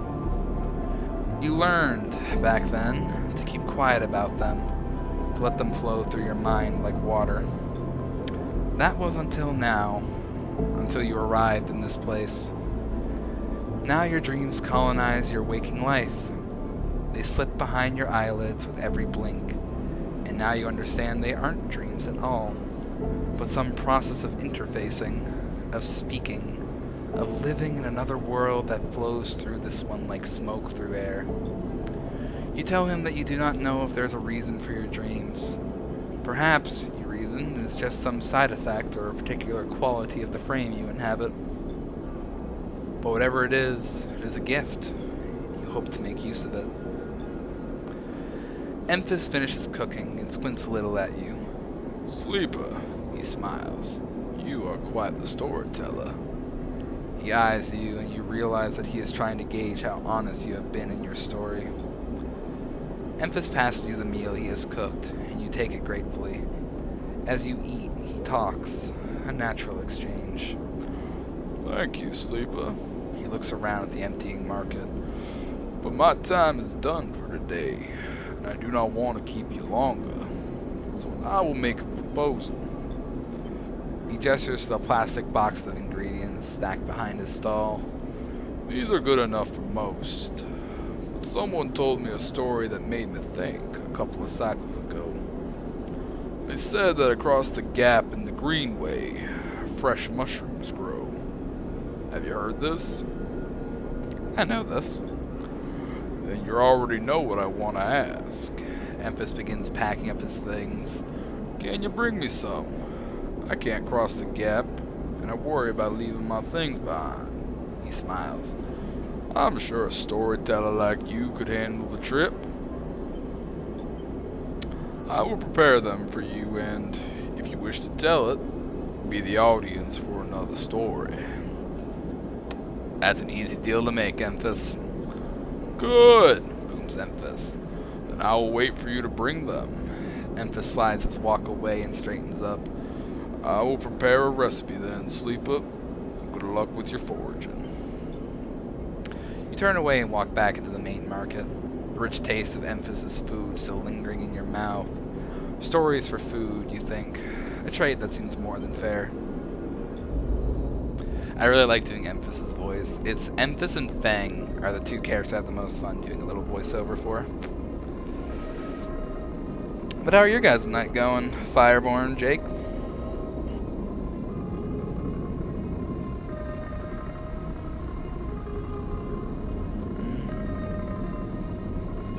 Tala. The girl slides from the bottle into the lumpy recycled glass, a pale grassy yellow under the overlook's warm lights. The spacer nods and takes a drink, bringing it up to their face in both hands like an offering bowl.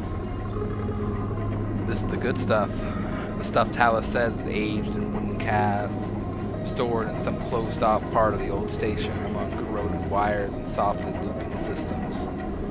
Though sometimes it's hard to tell if Tala is joking. Either way you like pouring this stuff, it gets on your fingers, and if you rub them together you can smell the mossy drink, cut through with aniseeds, mushrooms, wood, as the alcohol evaporates. You like those who order it too. The aged girl is kept beneath the bar, open to order only by those who know it's there, like the quiet spacer sitting at the bar right now. Let's watch the spacer.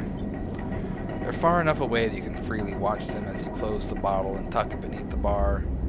You call them a spacer because they bear the hallmarks, pale, vac-suited, bird bone, and hunched beneath the weight of the station's spin gravity. But the closer you look, the less you see a type. Pale eyes, almost gray, but kind. Delicate fingers that lightly drum the bar as if it was an instrument. A shock of black hair almost covering a forehead scar. Scars are something you have learned to value. They are what marks out your body from the hundreds, maybe thousands, who knows, of similar models that rolled out of SNRP's biolabs. You find yourself rubbing one of your forearms, a rough little split, something that on the good days you might think of as a mark of defiance. Suddenly you hear a heavy clunking at the door. It creaks open and a huge cylindrical metal tank tumbles through, slamming into the floor. Shit! Tala breathes in front of you, in a whirl of hair and bright eyes. Ah, shit, shit, shit! Tala? Sleeper! She ducks behind the bar and comes over. Can you help me with this? You look at the huge metal tank suspiciously. How'd you get that up here? Tala puts a hand on her hip. Are you gonna help me or what? She comes around the bar and gets to one side of the tank. Okay, says Tala. On me count. 1, 2, 3! You both heave the tank up to standing. Somehow you hold it in place, struggling to keep it steady. Oh, where's this going? In the back! Oh, in the back! Oh, comes a voice from behind the tank. Somehow you manage to lug the huge thing into the back room, where you place it in one corner, dwarfing the rest of the contents in the cramped space. As you do, you hear a crunch. You stand back and look at the expired rations oozing out front of the tank. Ah, shit. Tala looks at you apologetically. I know you like those. That's okay. You push the crushed rations to one side. That's the end of that.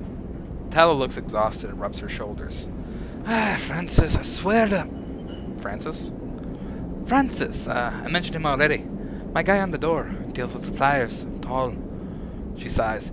He was supposed to be back from Etienne's up in the Greenway by now. Back with our Gero. She leans against the tank. It seems like he's got lost again, or joined the Haifa commune.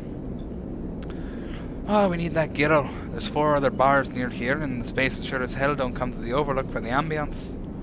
She She looks through the open door to check if anyone can hear her. She knocks on the hollow tank. So, I'm taking matters into me own hands. She smiles. Welcome, Sleeper, to the Overlook Distillery. She looks around the dank back room. Need some work? She picks at some paint flaking from the metal walls. Well, I might need some help, though. She shrugs. You up for it? She knocks on the tank again. Could be fun. Happy to help, Tala.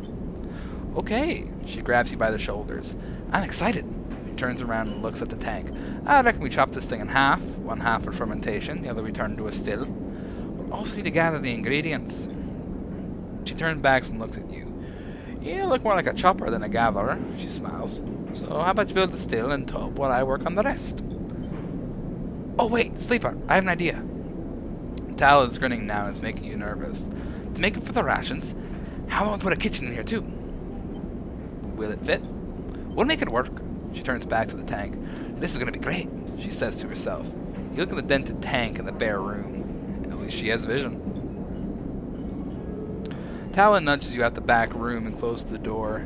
As you go back to the bar, you hear the banging and thumping begin. The spacer finishes up their drink and nods in your direction as they leave. You can't quite tell if it's a gesture of sympathy or good luck. So much for a quiet shift.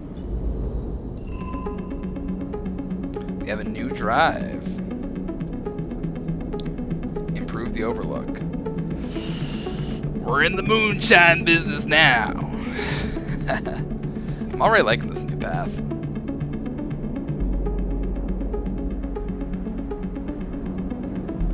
We're still being hunted, of course, but at least we'll have alcohol.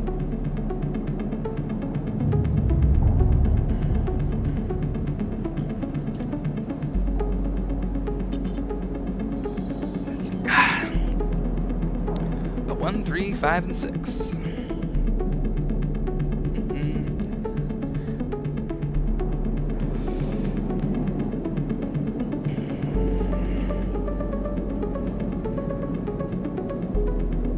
Got Talos tank down and turned into a still and fermentation tub, as well as setting up the room for distilling. A big job. You aren't sure Tala knows what she's doing, but she's a hard person to say no to. So it looks like you're building this thing. Hold up.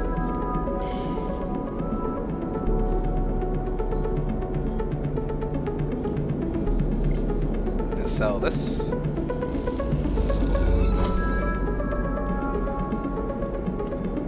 Spend a 5 here. And there we go. The word exchange. I just play the exchange or sell components there, but we do have the fabricator unlocked. Which, if you get one more ship mine, we can complete that job for Ankita. And we're getting pretty close, just need one more.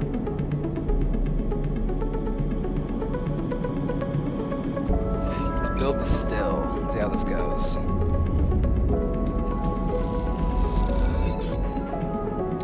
Tala comes to help you for a bit and chats to you about her plans for the Overlook. Second pair of hands makes the work go easier.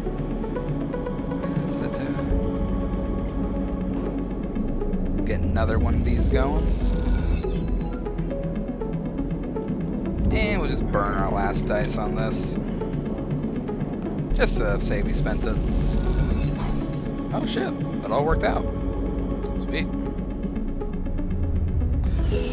Now this cycle ends, and we meet someone who's a familiar face to me.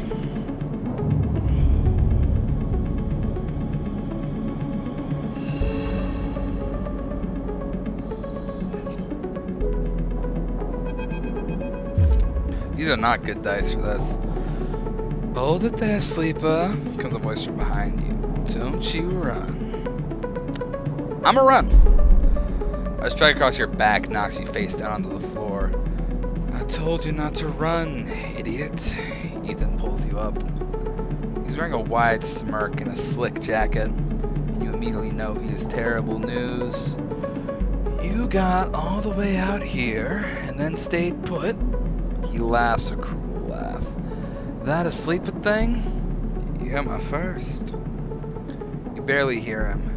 You notice the handgun he has leveled at your chest, and it's hard to take your eyes off it. He reaches down with his other hand and slips some kind of ring out from a belt loop, without taking his eye off you. Making it to the eye, though. That's pretty good. This place isn't so bad. Bars, markets, people. I pull most of my contracts out of asteroid caves or off of godforsaken moons. He splits the ring into 2 perfect circles. It's hard to hit civilization when there's so much space to pass through. Who are you? Just a freelancer on a contract. He reaches over to slide the ring around your wrist. Go easy. He has a gun, so let's let him. Good. You've got the idea. He grins. It's over. Ethan nudges you to start walking. To the ship and home, he whistles. Going easy. You stumble down the corridor, your hands behind you, your mind racing. Who hired you? Your daddies at SNARP. They want you home for dinner. Ethan yawns and continues to nudge you down the corridor. It's a shame to come all the way out here just to head back to SNARP right away. That trackers of yours makes this too quick. Was hoping you put up a bit more of a chase, you know? A run in battles for the bright market maybe? Or a hold out in the low end? There's a few establishments I would have enjoyed checking out while I asked around. Chug smash. You walk on in silence for a little longer, desperately trying to think of a way to escape that SNARP tracker will be the death of you. Hey, I have an idea. Ethan interrupts your thoughts. How about on the way back to the ship we stop for a drink? I'm buying. He laughs at his own joke. Although, muses Ethan, I've got myself thinking, what's the rush here? Here we are, one of the most lawless joints in the surrogate systems, and we're heading for the exit. He pauses and you trudge on in silence. Okay, here's the idea, starts Ethan. You and me, we make a little agreement. Here are the terms. He turns you to face him. You run, or leave, or try to abandon the eye, I shoot you. You plot or scheme, you try to kill me, I shoot you. But, he smiles, you come meet me at an establishment of my choice every few cycles, and you pay my tab. I don't shoot you. He pauses. You don't pay my tab. He rattles his handgun. Oh, you get the idea. Smash Bros, let's go. You're letting me go? Oh, not at all. Let's call it open custody. You're free to mooch around the eye as long as you keep paying up. He stretches. You know, I really thought I was gonna have to kill you, but this is so much better. He clicks something at his belt and the rings release from your wrists. I'm going to see if I can find my old stool at the Compressor Club. Come see me there.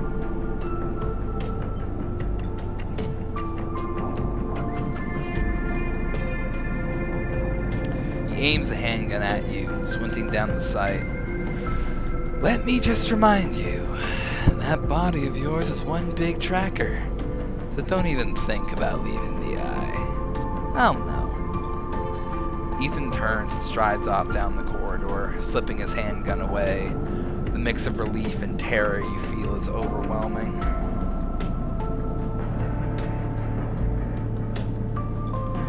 What are you going to do?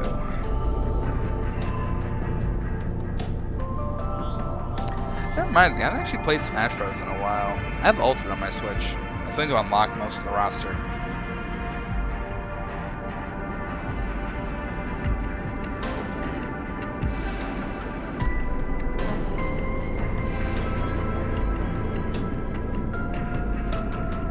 I guess we can go back to the alcohol making. Wish we could stream it. I mean, I technically could stream from my Switch, but I need like a capture card, and I need more cords. I would probably need a second monitor connected to, which I don't currently have.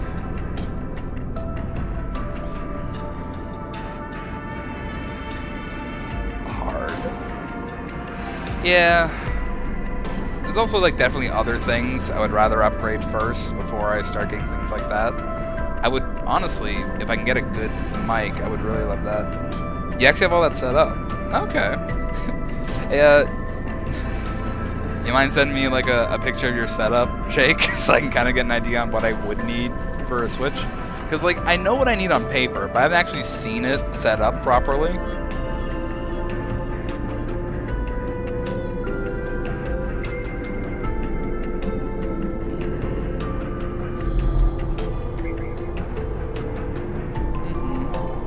It looks like a mess.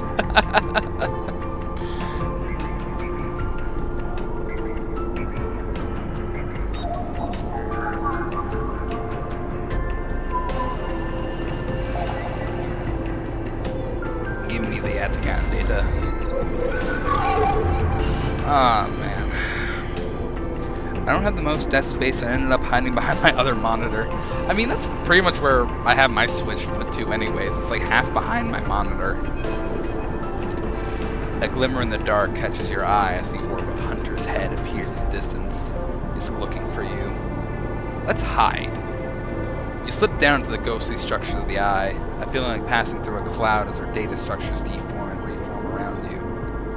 Another glimmer catches your eye, closer now. That roving orb wreathed in tentacles. It flickers, jumps once, twice, and then it is here. Hunter is here. Entity, submit to inquiry.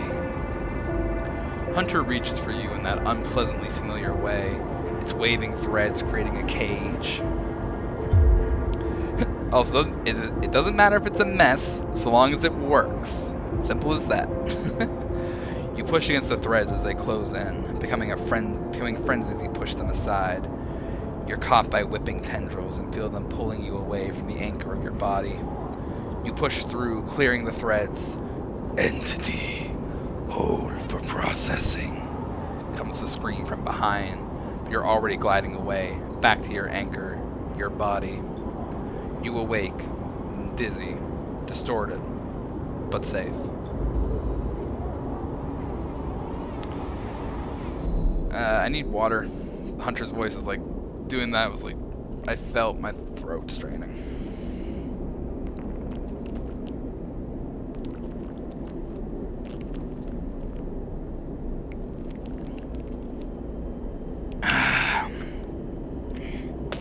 The main way I got it set up is an HDMI splitter, HDMI switch. It's just getting the OLED dock for Ethernet 2 and a capture card. I just have a USB capture card that was pretty cheap. I actually don't have Ethernet here where I am. And I don't think my room back at my parents' house has Ethernet either. So Ethernet isn't an option for me in either of those places. So let's get my own place with Ethernet.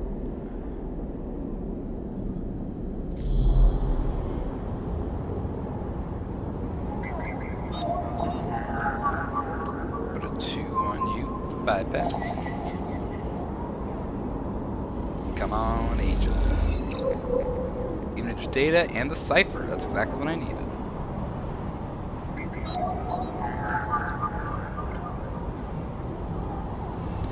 Oof, so my only issue is that Wi-Fi is shitty for Switch. Yeah. Huh. The gate flips. You're in. There's a couple of games on my Switch that I would really love to stream. I would love to do... I have Fire Emblem Three Houses, which I've done a Golden Deer run. And I would love to do either like a Blue Lions or a Black Eagles run or something for stream. I think that would be a lot of fun. And I almost like Pokemon Unite would also be a kind of a fun one to play. A couple of the people in the streamer Discord I'm in, they play Pokemon Unite.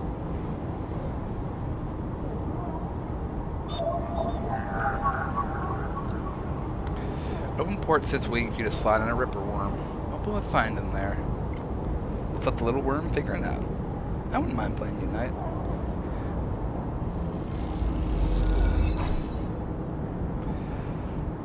I've only played it like 2 or 3 times on my Switch. But hey, I can add you later if you want to like try it out or something. And if you're fine with like a full-on Like, I'm full-on noob. I do not know what I'm doing in that game. Ooh, that one looks cool, but MOBAs are a little cringe. Yeah, but it's Pokemon, man. I can be like an Absol or Lucario or a Venusaur. And then they have the Decidueye too. Like, those are my boys, man.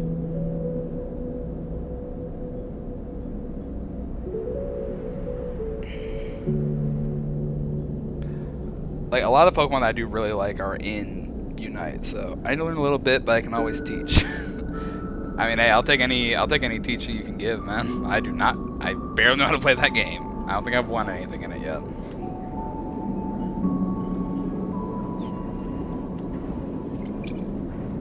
Let's continue building a still.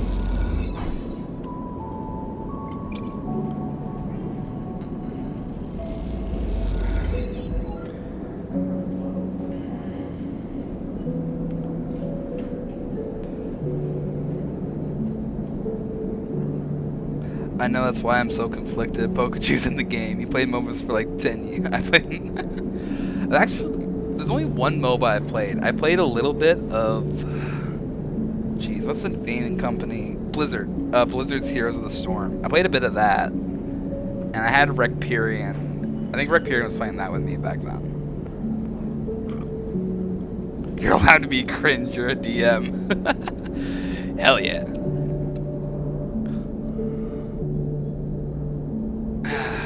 Jeez, what is it now? I remember hearing this one quote that is like, kill not the part of you that... What is it? Kill not the part of you that cringes, kill the part of you that cares about cringing, or something like that. That's the brand! Hell yeah, Jake. We both rocking that brand. DMs are allowed to be cringe, because they run games.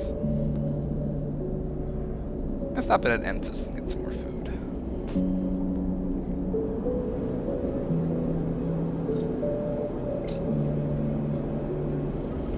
Okay. Your mouth sings, your sensorium sends warning signals over and over. This is the good stuff. Okay, I genuinely want to try one of Emphasis meals in real life. Because, like, the spice fungus dish, that just sounds so good. Like, the way they describe it in this game, it sounds and smells so delicious. I want to eat it. Like, let me eat it. Come on, game. Release a cookbook, please.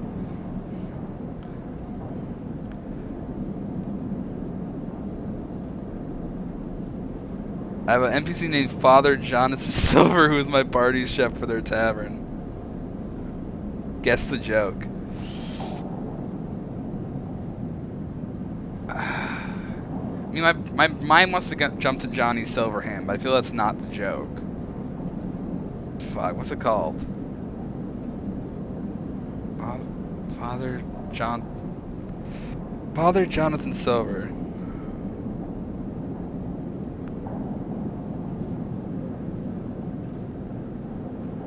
Yeah, Long John Silver. That's what my brain was trying to think for. Long John Silver. Oh, Papa John's. But yeah, Chug got it. Ah, fucking hell. Congrats to you, Chug. You won that one. But yeah, Long John Silver is what my brain went to. I hadn't even thought about Papa John's. I'm a Domino's fan myself, you know?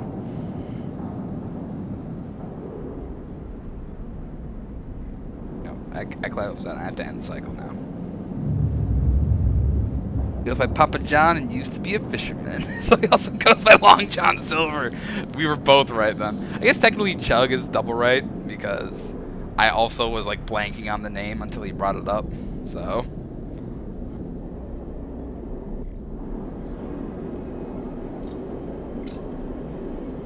let's get some more fungus.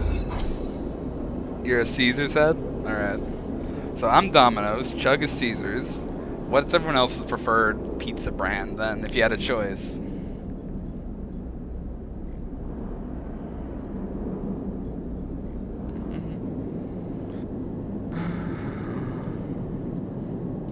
Come on, give me a ship mine fragment, please. There it is. You need some more scrap for some other stuff, though. So.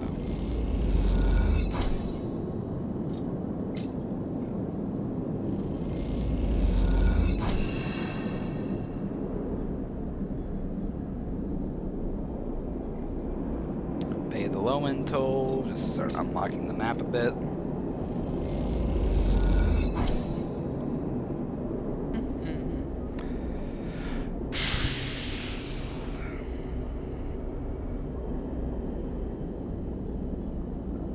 So I also can do the overlook bar, because I really want to get the still set up.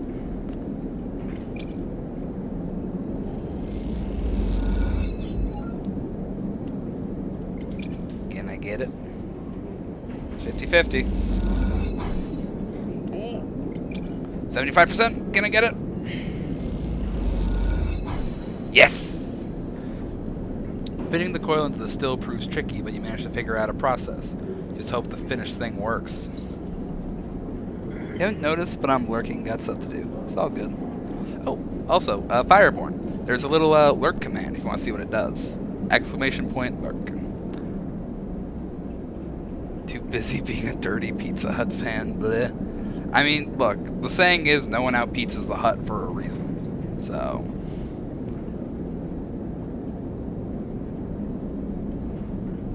Yeah. I like my lurk command. It's like, you have guest rights while you're here. Congrats.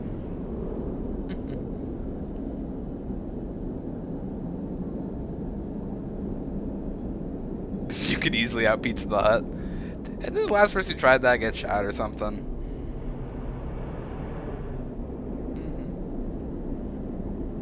They just try to silence me. Exactly, that's why no one out Pizza the Hut. They play dirty.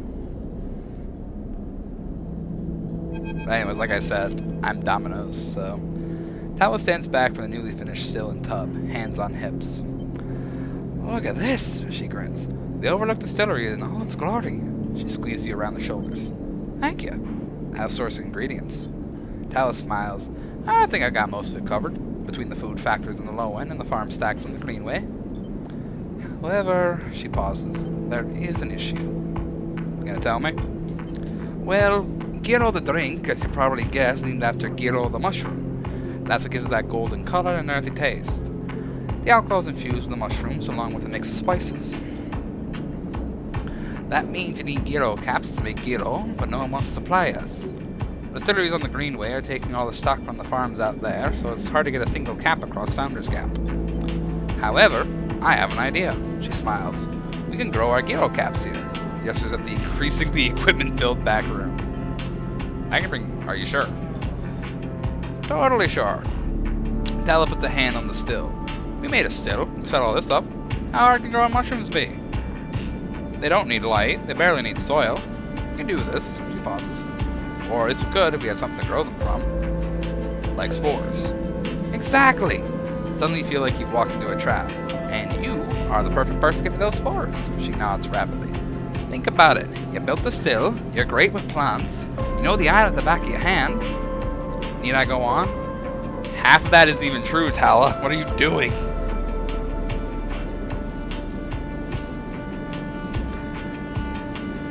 Will you ever play the Vampire World of Darkness visual novels? Yeah, I'd probably play those. It's what?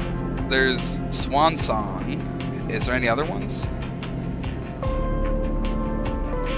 Oh, don't be so modest. She pats her shoulder. Look, I can't leave the bar. Any other people picking up shifts? She grimaces. I'm saying it has to be you. Fine. Wonderful. You'll love it over on the Greenway, I think. All the fresh air, open space. She sees your expression. Okay, I'm done. She turns back to look at the still and the fledgling distillery forming around it. There's a good few on Steam, methinks. Alright. I'll check it later, and I guess I'll throw them on the wish list, probably. To volunteer something set in New York. I've been watching the New York by Night actual play show, actually, so getting some more New York vampires has been pretty fun. And want to or not, you really have to agree. Bring me to the old fabricator. I need a ship mind.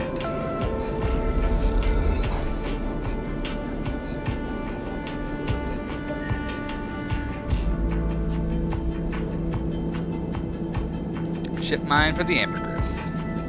Ankita gave you a stack of chits so you could acquire a ship mine for her amber. Better make sure to deliver. Interesting in terms of lore. Hey, the World of Darkness has some really cool stuff in it, so I would love to get some stuff. More content to make use of the voices. Hell yeah, I love doing voice stuff, man. I was talking to my friend Mindless on Discord the other day, and we ended up being like, yo, Keith, do you have like a media kit? Do you have any of this stuff set up? I'm like, I don't have a media kit, don't even know what that is. That's why I was thinking it would be good. And I actually have some clips here on Twitch. I have little voice reference clips for these characters that I try and keep a consistent voice for, but I don't know, tonight my voice is a bit off. It's a bit like a little bit of like a pressure in my nose, which I think it will just pass in the morning when I wake up, but it's kind of throwing my voice off a bit tonight.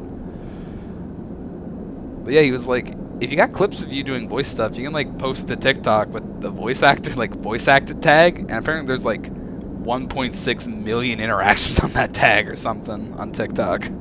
So apparently the stuff I'm doing would be good for TikTok. I need to learn how to use TikTok now. Wait. you come to an epiphany, Jake? What's happening? That's fucking true. Are you going to TikTok right now, Jake? You got some stuff you gotta post?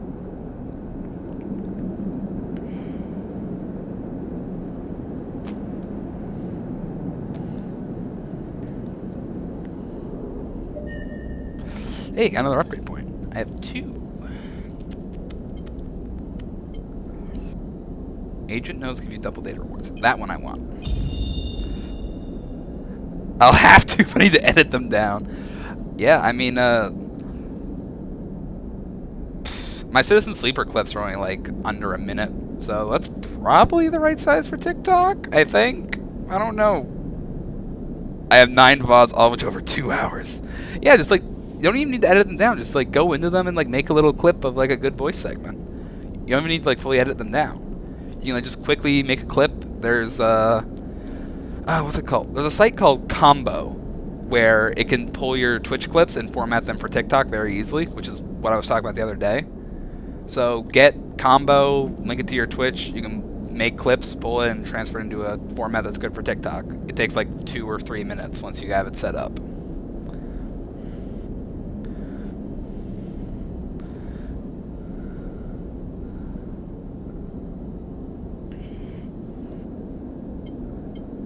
This is how you be an icebreaker. Agents like a little danger. And Kita! You drop the ship mine core onto the galley table with an emphatic bang, and Kita spins around from where she's been poring over some documents on her slate. Holy shit, Sleeper! Did you actually land a ship mine? Dresser's back over and hefts the huge cylinder, turning it back and forth. Well, shit. It might actually work. She smiles wider than you've ever seen. Where did you get it? I built it. Built it? Well, you are full of surprises. And Kita bangs on the galley wall. Hear that, Amber? Sleeper got you a new ship mine. The sound echoes down the ship's passage. You have to admit, being in a small space with Ankita when she's this excited is a little intimidating. Ankita puts the ship mine back on the table. I'll start the process of fitting it as soon as I can. I might need your help with some of it. She heads back towards the counter to grab her slate. This isn't the only good news today either. Looks like my good karma's finally coming in. She throws the slate onto the table and spins it so you can see the screen. Take a look at this. You see a list of names and numbers. Nothing that exciting along with what looks like a transit timetable. I found them. You found the thieves? Well, I want to edit down for VODs for YouTube anyway. You know, fair enough. I'm not particularly good at the editing stuff, so I just kind of pull my VODs and just directly post them on YouTube. Which is why I call my YouTube channel the VOD, like the Twitch storage, because it's just fully just stored VODs. Exactly. Well, the thief, singular. She points at a name on the list, or more specifically, Ashton Cade. It was his past that was used to access Amber and slice the ship mine. I thought he might have been killed or robbed, his past stolen, but it turns out he crossed the Founder's Gap the very next cycle. How do you know? I know some of the crew over at the ferry, old mercs. Used to run an outfit I worked with. I saw them in the Overlook and they mentioned they saw Ashton crossing. I checked the manifest and there he was.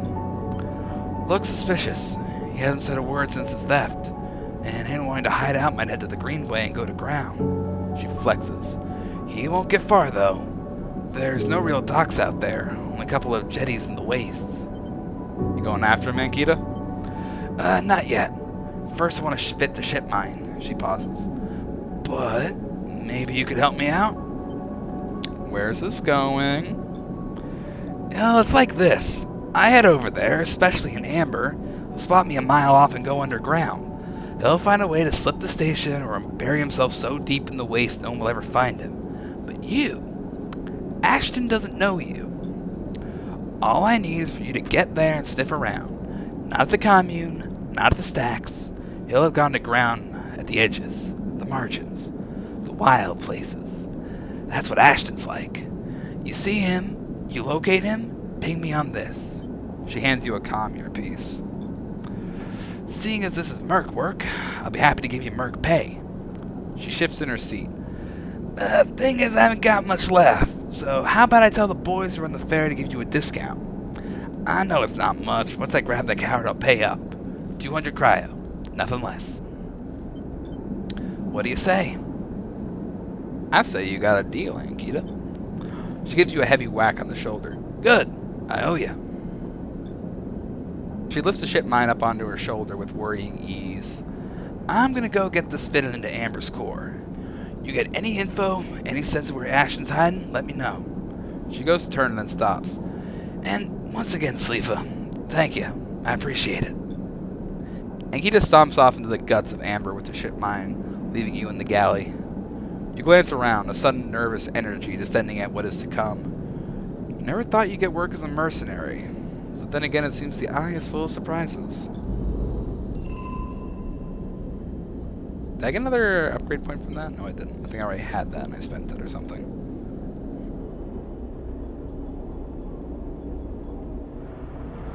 What's the price of the Founder's Ferry? 100 cryo! I don't have 100 cryo.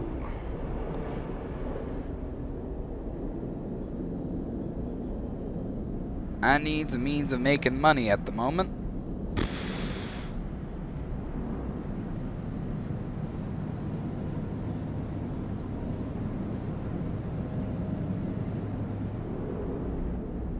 Can I still go to the Overlook bar and make money? Because I'm going to need cryo.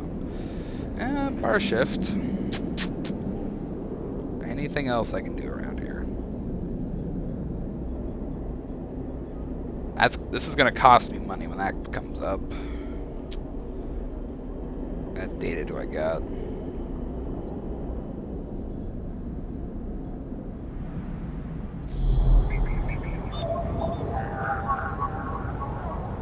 I don't want to slot that Ripper yet. I know when I do that, it's going to slot another countdown.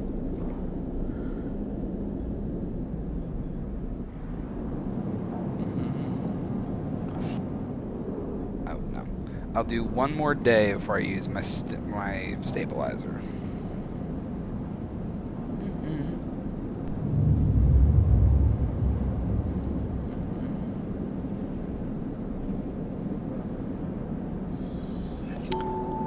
Six, a 3, and a 1. That one I don't really like, but I don't think I lose anything from doing this. I lost some energy. That's fine, I gotta get some food today anyways.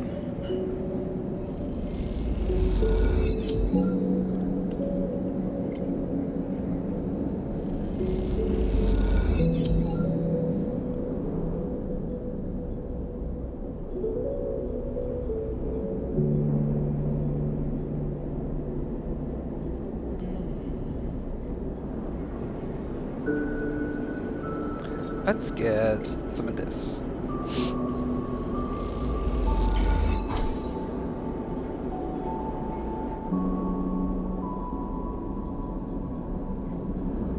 Scrap freighter.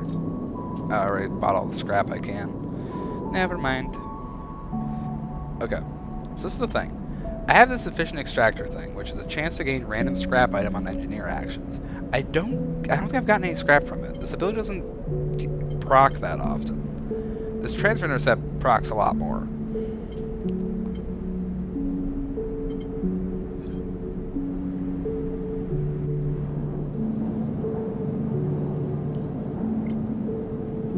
Let's get that stabilizer in. So, Chuck, quick question. Have you played any of, like, the World of Darkness visual novels, then? Like, I'm not asking for, like, any details on them, because if I end up playing them myself, I guess it's probably better for me to not know what they're about. I was wondering if you have played them or not, or if you just, like, seen them on floating around on Steam.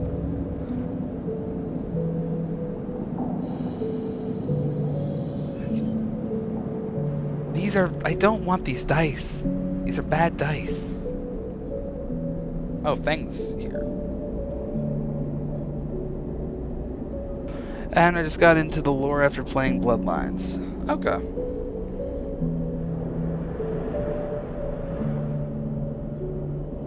Wait, did I... Oh, I did put the Ripper Worm in.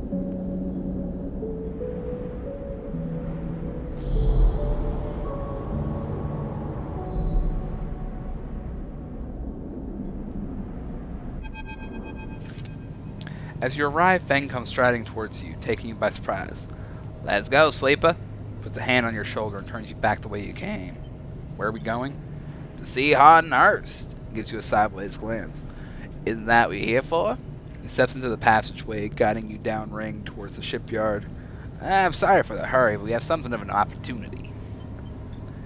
The data you ripped. Well done, by the way. He grins. Tells me Han's making a rare inspection of the Sideral Horizon this cycle. It's a perfect chance to confront him outside of that compound he hides in. Thing takes a sharp turn onto a dimly lit side passage. The Sideral Horizon? Still catching up? That's a massive colony ship being built out in the shipyard. Biggest commission Haven's ever had. Just came up as it's that been the only game since. Yeah, wasn't the story of it that, like, when Bloodlines 2 was in production and it kind of got scrapped last minute, a lot of the assets went into the visual novel games? Like, it pretty much, like, Swan Song and the other visual novel games weren't intended, but they were kind of, like, salvaged from what was meant to be Bloodlines 2. Feng slows and slips into a dark service tunnel where, somewhere in the black, a water pipe drips. It's him, Sleeper. The same Hardenhurst. Our worm ripped out decades of records that mention him by name. An entire trail of documentation from the first days of the Solheim collapse until now. He wrote out the whole thing, slipped into Havenage when it first broke off from the Union. He paced in the tunnel, a hand rubbing at the back of his head. I need you to understand something about Solheim, Sleeper. I don't know what you know about the collapse, but it wasn't as instant as it sounds. It wasn't like Solheim was here, running the station one day, and next Erland's Union took power. Back then, Solheim knew this place was slipping away from them. As the palladium market collapsed, they tried to keep the contractors here working. The pay got smaller, the costs higher. People like my parents were forced to work non-stop just to keep a berth on the station and water in the tanks. Solheim squeezed every last worker until the mistakes, the accidents, were coming in non-stop. And as new waves of contractors came in desperate to work, Solheim welcomed them, taking bribes instead of checking pilot licenses. The whole time Solheim was folding up, dragged into court case in the central systems while this severed limb of a station still desperately tried to take all it could. The riots came after the collision at Dock 2. A young pilot, his MEV overloaded with palladium, miscalculated his trajectory and took out a section of the ring. Hundreds died, thousands panicked. My parents told me people were terrified and the blame fell squarely on Solheim. People like to tell stories about Erland, how he brought the factions together, spoke to the crowds, turfed out Solheim. And maybe that's true. But my mother, pregnant with me, locked herself in their MEV and welded it to the dock, while my father joined the improvised crews trying to seal up the ragged edge of the gap. He never came back. Feng paused in the dark. They sealed it up, though. By the time they did, Solheim was gone. abandoning every one of us to the black. Apart, Fang finally turns his back to you now, his eyes burning, from shits like Hardin. Shits who held their place, rode it out, and slipped into the new structure like nothing had changed. Standing shoulder to shoulder with those they had exploited at every step. They asked them into the battle royale, I'm pretty sure. Alright. I keep forgetting there's a fucking vampire battle royale. Fang starts walking again. That's why I can't just let him strut about the shipyard. This time, his past catches up with them. How is he still alive? It's so dumb. Clearly, you don't know much about executives. That kind of power comes with certain benefits. Fang rejoins the main passageway, which is now wide and glass-roofed. Through the ceiling you can see ships in mid-construction, their flanks lit by the flashes of plasma torches. The entrance to the shipyard is ahead. This is crazy. Fang turns to look at you. Don't come then. I won't force you. You stand across from each other in the corridor. What is it then, Sleeper? You coming or not? Well, I'm coming. I'm just making sure you know it's crazy. Fang grins. Let's go show this shit has some consequences. He strides to the shipyard entrance and pushes through the doors. A web of corridors lead through the complex. Snatches of the construction bays always appearing through windows. Ships are suspended like whale corpses, skeletal, imposing. Fang seems to know exactly where he is going, and before long you cross into a huge dry dock locked to one side of the Sideral horizon. A network of platforms and scaffolding cling to the ship's hull, filled with workers and equipment. The sound is stretched out by the vast space that the welding, cutting, and sealing seems to come from everywhere at once. Both you and Fang spot them at the same time, a group walking slowly across the gantry, and at the front, two men. One gesturing towards the ship, and the other stick-thin, cleanly dressed, with a shock of gray hair. It's Hardin. You and Fang say his name in unison, and Fang sets off the staircase of the gantry with you following behind. As you come to the same level, the group is passing closer, the foreman gesturing to the work being done throughout the dock, and Hardin nodding along. Hardin Hurst! Fang shouts across the noise, taking you by surprise. His voice bounces and comes back in a rippling echo. The figures turn. Yes? Hardin asks quizzically, raising an eyebrow. He glances between you and Fang, and you see his gaze linger on your body, unsure why a sleeper might be in this place. You are a traitor, Hardin. A Solheim executive who tried to hide here among its victims. Fang's voice is steady, strong. You stand for everything the Eye was rebuilt in the shadow of, against everything Erland stood for, everything Havenage stands for. You have no place on this station, Hardin. For a moment, stillness descends on the group, as if everyone was held in place by the rattle of construction. Alright, I'm headed to bed. Good night, keep it good night. Night, Chug. Thanks for stopping in for a bit. Hardin laughs. Well, good to meet you too. He glances around those around him. Some are smiling, the others nervous. You're from the systems branch, are you not? Asks Hardin, inspecting Fang's clothing. Fang turns to the foreman. You need to call your security. This man's a corporate agent. The foreman glances between Fang and Hardin, his hands drumming at his sides. Hardin leans towards him and says something inaudible.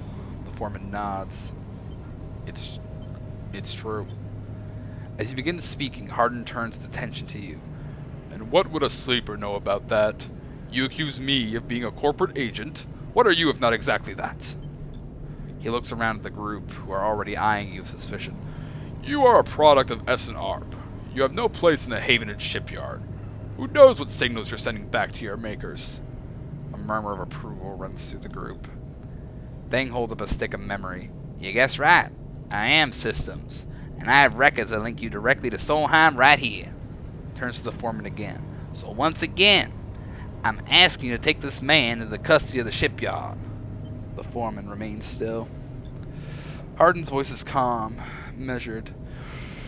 If you have such data, why hasn't it been submitted at a members' meeting for proper review? He shakes his head. I have nothing to hide.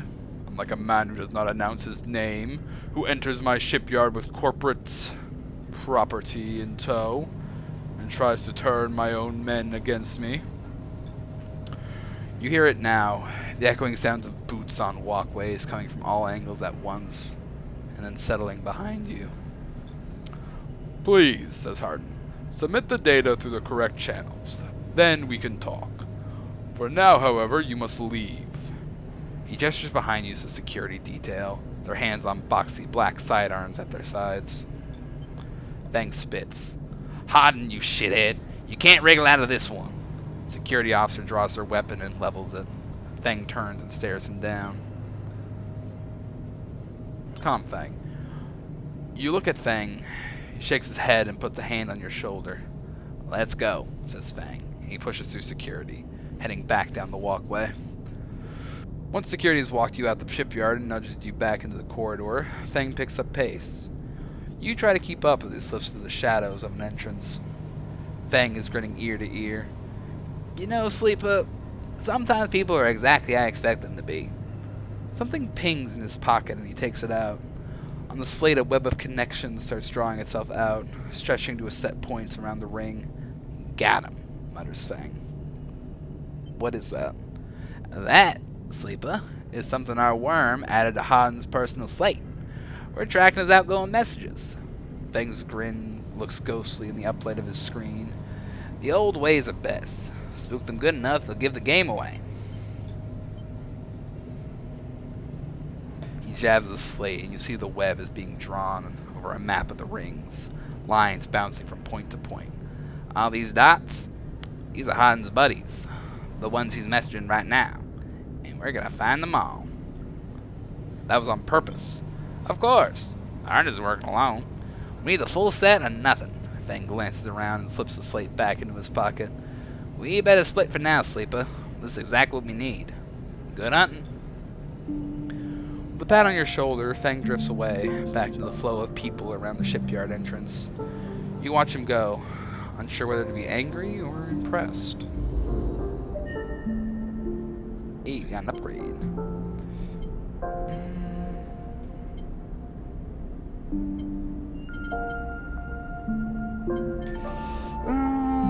I'll take, let's upgrade to Thrill Seeker, actually.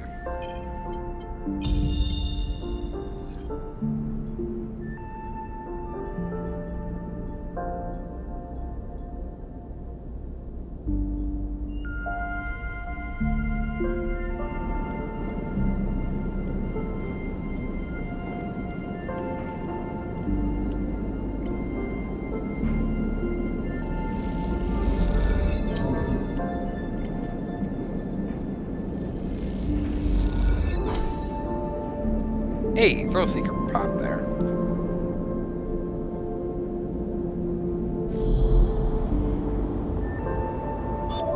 What is this? A Yatagan agent.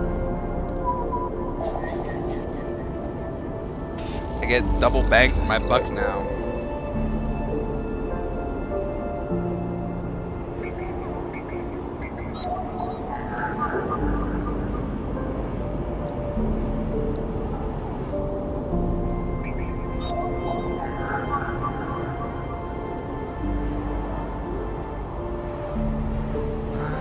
I have 2 twos.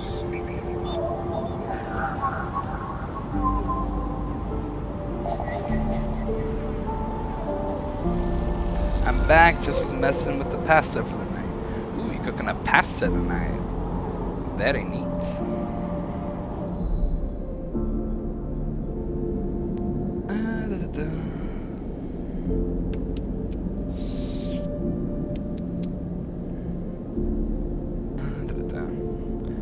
Go for another like 30 minutes. I'd like to try and hit 3 hours on a stream.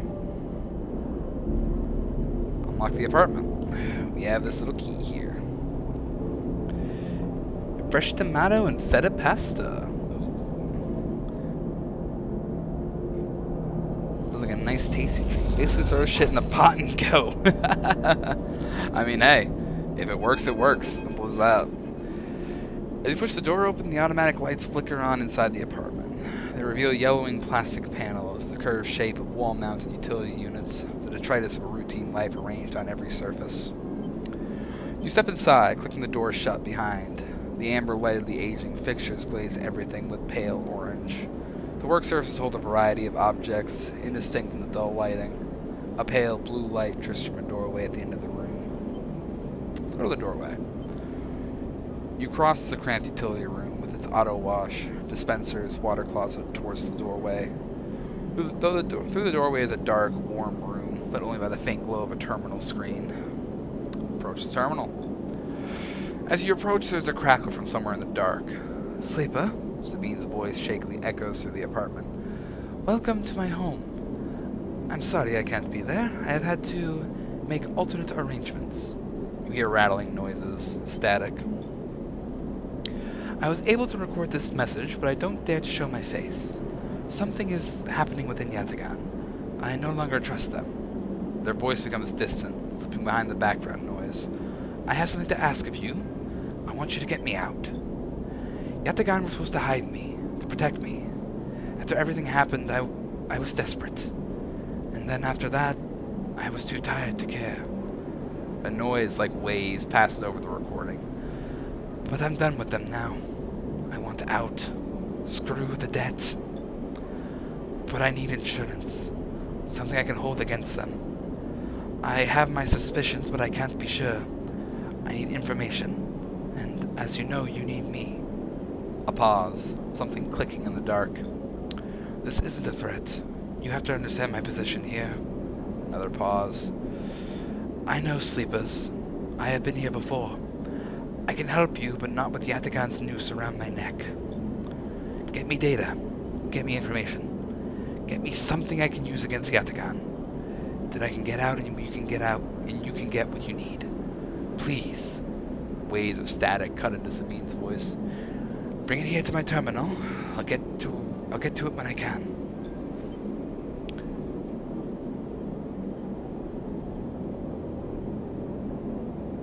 Also working on trying to monetize the campaign. Looking to find a sponsor because we have like $900 put into Just Art. Yeah. Well, wish you the best of luck with it. I don't really know anything about like looking for sponsors, looking for funding for stuff. So I don't have any advice. I can just say I wish you the best. And I hope it turns out well for y'all. You look around the tiny room and try to imagine Sabine living here, working at the desk, sleeping in the bunk, blinking into the terminal in the dark. The recording cuts to static, filling the room with its white hiss and silence. Let's leave now. You turn away and leave, the door clunking shut behind you. Back in the corner, you notice a scrawled graffiti of a blade on the opposite wall. Yatagan. You feel yourself being drawn into something you don't quite understand.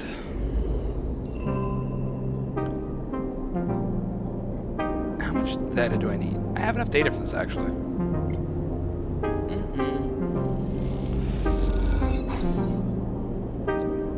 If you could get a sponsor, like what type of people are you looking for to sponsor your campaign?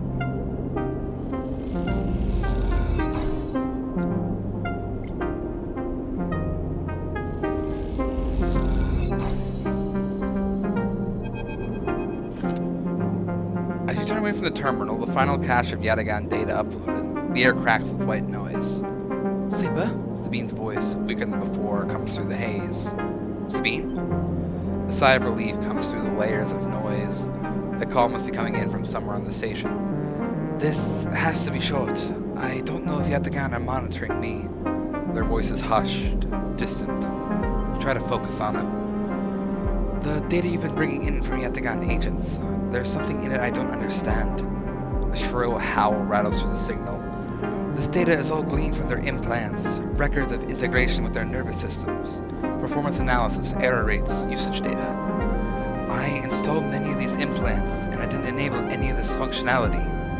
Their voice dips under the level of the noise, like a swimmer slipping beneath the water. You listen to the waves for a few seconds before Sabine re-emerges. Has to be somehow baked into their wetware's interface. And that's not all. The systems compiling this data are connected to some kind of transmission protocol. It's being broadcast. Wait, but why? Every Yatagan enforcer is equipped with black market implants, retinal enhancements, adrenaline boosters, pain suppressors. These implants are gathering data on themselves, on the enforcers' bodies, on their performance. Why? I can't tell. but I can promise you these foot soldiers have no idea this is going on. The background tone switches drop to a grainy rumble. If they knew, I don't imagine they would be happy with the situation. Yatagan could have a mutiny on their hands. You lean towards the terminal, straining to listen to Sabine's faint voice. I need a few cycles to pull this all together, but this might be the information I need to pressure Yannick into releasing my debt. Yannick? He is one of the heads of Yatagan. They pause. It's better you don't know him. Keep it that way. Suddenly a banging echoes through the call. Sabine's voice suddenly whispered panic. I have to go. Come back in 4 cycles. And the sharp crack of a disconnect, and silence fills the apartment. You step back from the terminal. What does Yatagan have to gain from monitoring its own members? You try to recall what you know about the gang, but you have little to go on. You think of Toshiro, Sabine's minder, his mirrored teardrop implant set below hard eyes. What data could they be gathering? And more importantly, where are they sending it? You reflexively rub your forehead, trying to think. Can you really trust Sabine? How did they come to be Yatagan's doctor in the first place? You think of their kindness, their care, but also the glazed look of recognition that they gave you when they first met you. That look stays in your mind as you slip back out of the apartment, glancing around as you close it up and drift into the corridors of the station, unable to shake the unpleasant sensation of being observed. This is 4 cycles. This is also 4 cycles. I can't do anything about this. It's just something bad's gonna happen. I can't do anything about it at the moment.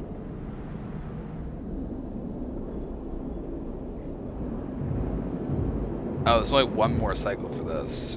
I need to see how much I have to pay him. Hey, let's engineer this. Use an engineer thing here.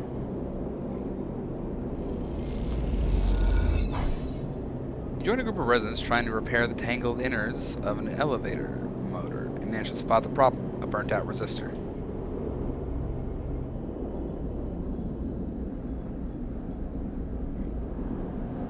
Let's end another cycle.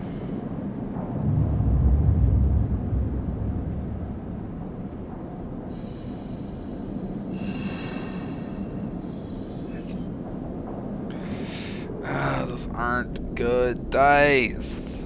Why?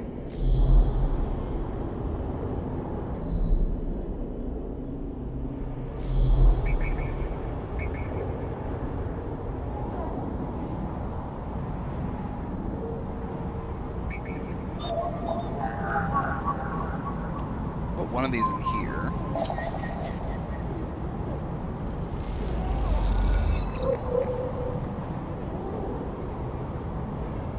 Something I can do with 5 Havenage data, but I'll get to that in a bit.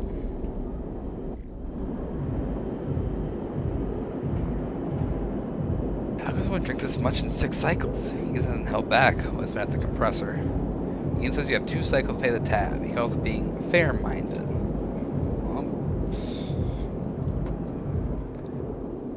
Take 1 cycle.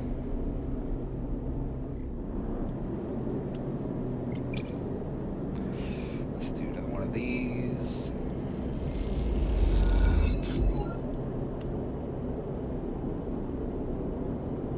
Hey, I got a scrap for that. Sweet.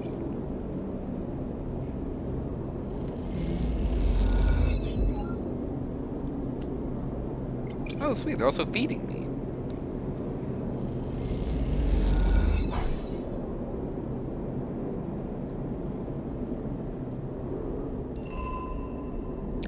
Drive.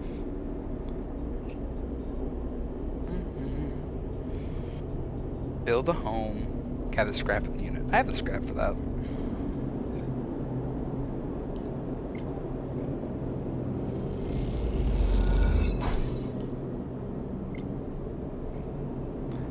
This has literally been the thing I've been gathering up scrap for. I just wanted to build a house.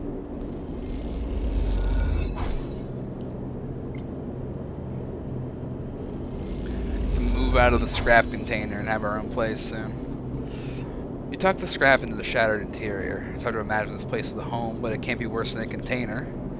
Fortunately, to fix this place up, you can do a mass enough scrap to make the repairs. And now we have it. Oh, this is an endure. Put in a 1. I mean, it can't be worse than a 1. With all the materials, the unit is now needs sealing section by section. You use it's a laborious task, and the outcome is worth it. I don't have any upgrade points.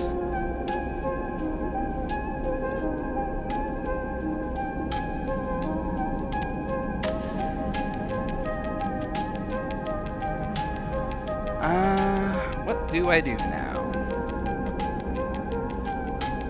Tambor tea house.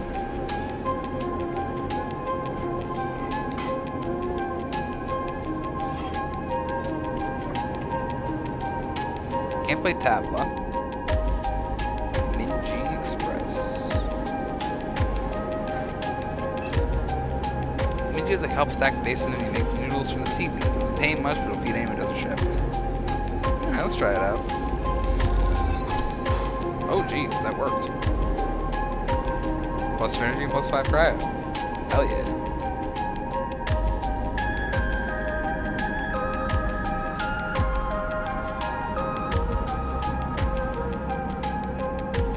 End this cycle then. Guess we ended on a full stomach.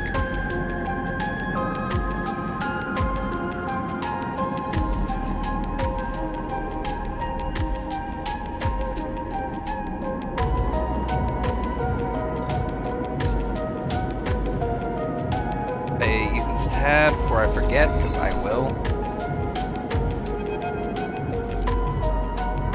I can't believe you just did that. Ethan's mocking laugh comes from along the bar. You look over to see him leaning across in a pool of light, empty glasses and spilled drinks glinting around him. It's always dark in the compressor, but this cycle the place is packed, a load of spacers mixing with the locals. Usually they run. Ethan spins a glass on the bar, or they go spend their savings on some local heavy I have to put down. They don't pay. Walk away. Ethan gets to his feet.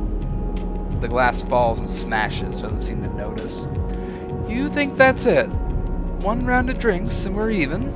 Sleeper, come on. His hand comes to rest on the butt of his handgun, dangling from a chest holster. What's wrong with you? Ethan laughs hard. The people around him turn to see what's happening. You think this is on me? I think someone in your position might have a better idea of how this all works. I'm a freelancer, Sleeper, just like you. We both signed a contract with SNARP, didn't we? The difference is that my word means something. He closes the gap, stumbling a little. What did you think? You could just run away from your contract? Your debt? You could just steal that natty little body of yours and take it for a joyride? Play human for a cycle or two? Don't understand. It's you, Sleeper, that doesn't understand. Some of us pay our debts. It's all the harder because of idiots like you. Though, I should thank you, Ethan nods, his head heavy, for giving me such an easy job. I'm used to outlaws, you know? Real bounties. If I knew catching sad little escapees like you was so easy, I would have changed clients ages ago. Someone shouts from the back of the bar for Ethan to shut up. He holds up a finger in that general direction without turning around.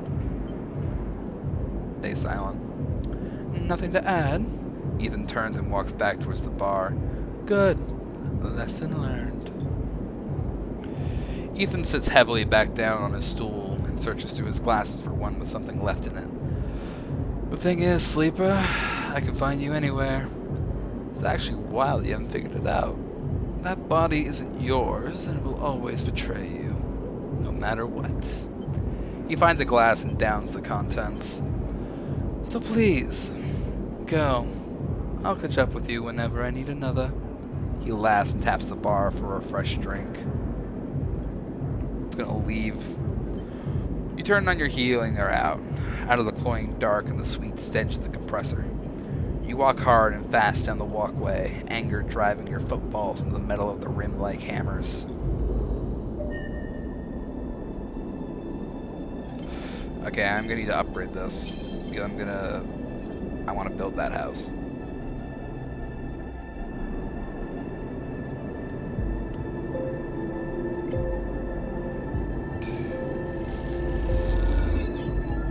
place to still be livable and maybe even comfortable. A place to call your own.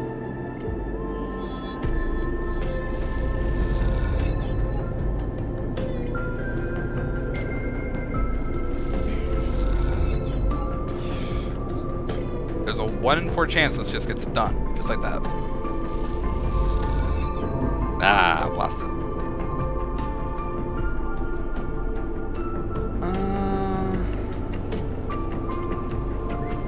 50-50, see how it goes. We've gotten energy out of it. It's something.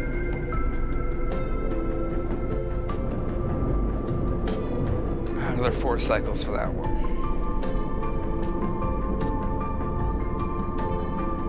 I think I'll lose. I think I'll go down to my next dice if I sleep, but I kind of need to. What time is it now? Almost through for 3 hours.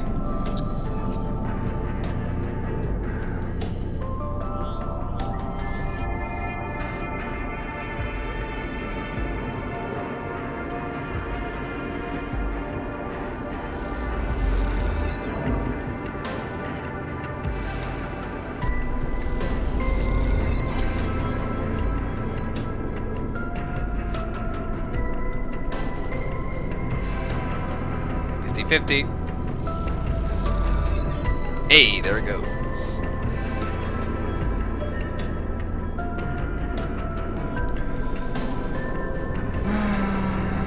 We can feed a stray. I'm gonna do this. This is gonna be fun. There's signs that a stray animal has been nosing around near the unit. A handful of chits for some crackers should bring it out of hiding. You can get a space pet.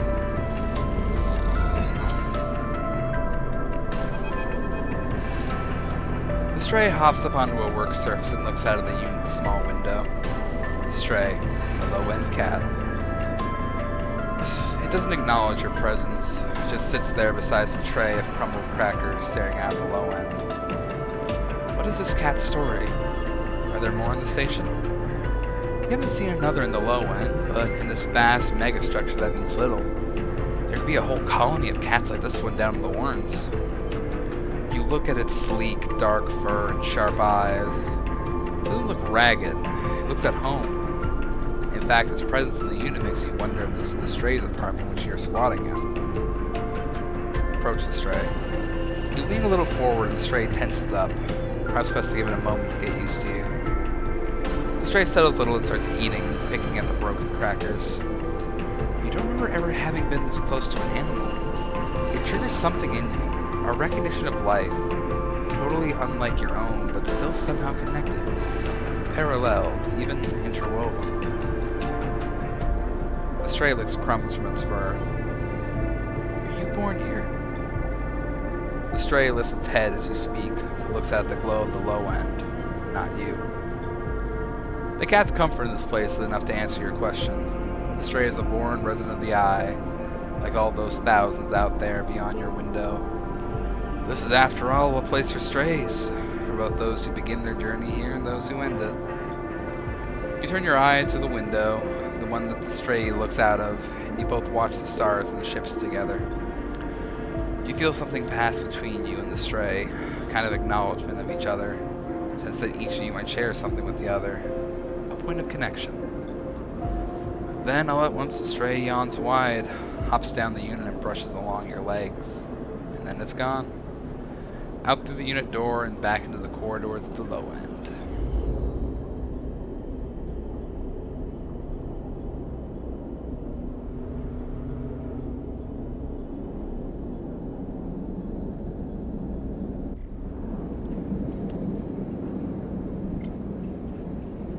Let's get some cryo, because I need some more money.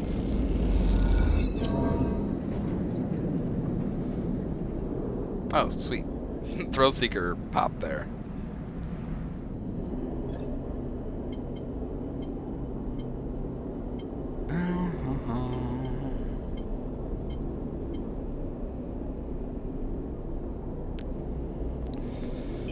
I'll take a +1 doing. Actually, all cryo actions are discounted by 20%. Actually, yeah, I will go for that one. You know, Let's sleep here in our new little apartment.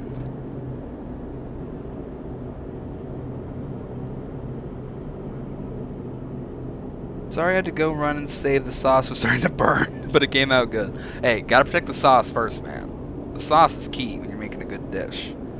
Didn't hear your response to my last message, lol. Oh, my response to the last message was... Oh, it was like, I don't even know where to even start with the whole sponsorship stuff and looking, like, what companies you can go to for that. But $900 on art is a lot of money on art, man.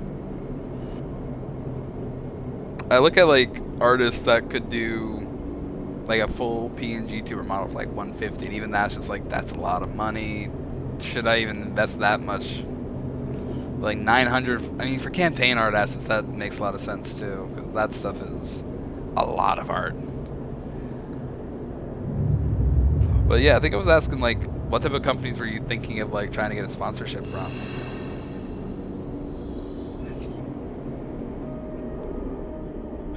Sabine! Slum Doctor. 4 cycles, Sabine said. Here you are, running on time, with no sign of them. You wait a while in the apartment, the dread descending as the cycle spins onward. They should be here. Let's check the terminal. You check and double the terminal for messages or recordings. Nothing. Just the pale glow. The silence. Check the door. You pace back and forth around the apartment, the rumbling of the station suddenly so present and loud. You go to the door and open it to an empty corridor. You close it again. Wait. You try to settle down, to wait. You sit on the bunk and stare at the tiny room. Where the hell are they? A knock at the door. Stay still. Another knock. Stay still. Rabia? Loyalty? A flash, small and possibly bright, cuts through the handle of the door.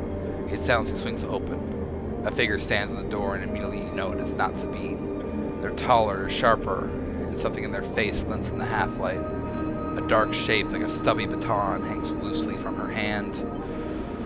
Ah, local sleeper. Good to finally meet you. She steps into the apartment, glancing around with sharp eyes. What, may I ask, are you doing here? She fixes you with a steady, unwavering stare. Waiting for a friend. Of course. A mutual friend of ours. The good doctor. She walks past you into the apartment, glancing around.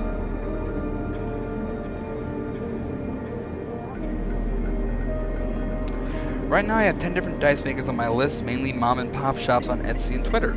Oh, okay. We set them up here, you know? This place is one of ours. She picks up a glass from the dispenser and inspects it. People always seem to forget to put them where they are. She glances at you. And I suppose you're here to help? Where are they? I was hoping you'd be able to help with that. She spins the baton in her fingers by her side, her eyes not leaving yours. We have a problem, you and I. It seems our friend has disappeared. Left without even saying goodbye. Which means they're in a little trouble now. But it's the kind of trouble that you need help for. So I thought I'd come down here and take a look at their little hidey hole, and here you are. The help. She looks through the detritus on the side.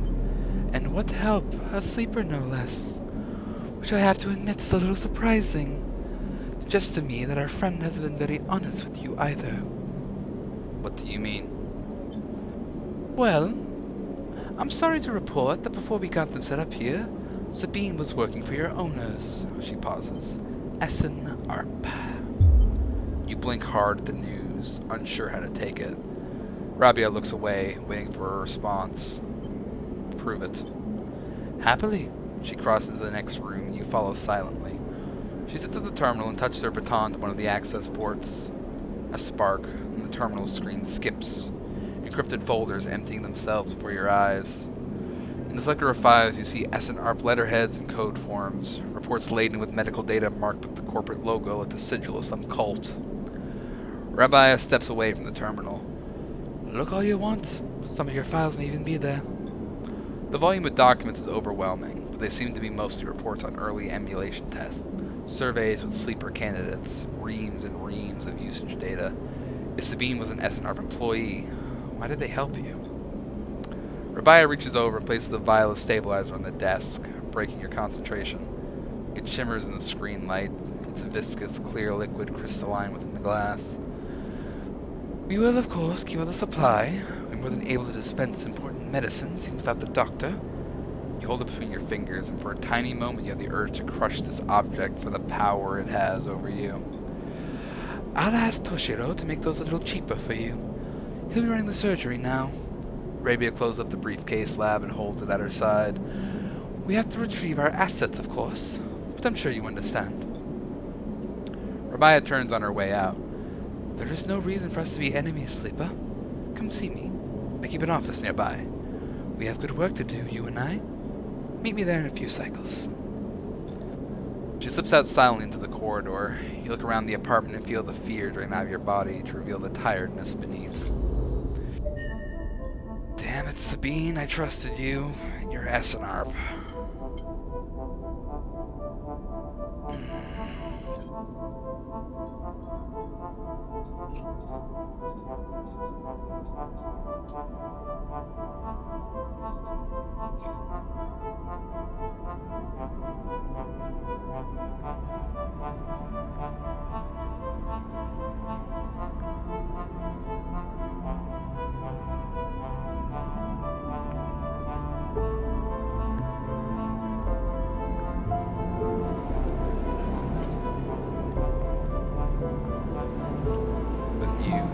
So I get some energy.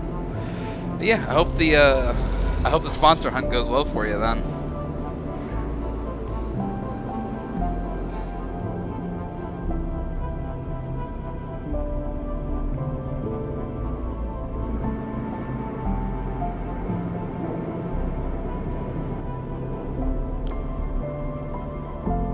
Wait, holy fuck, I just checked my follow list. Ooh, this sounds gonna be interesting. What you find, man?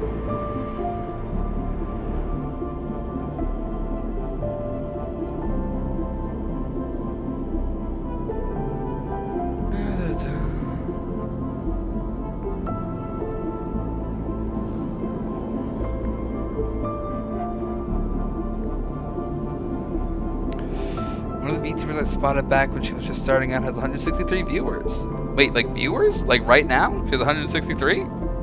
Fuck yeah! Congrats to her!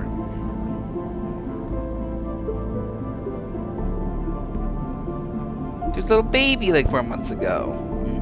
Aw, how sweet. You'll have to see him grow, man. Congrats to her. She's doing good.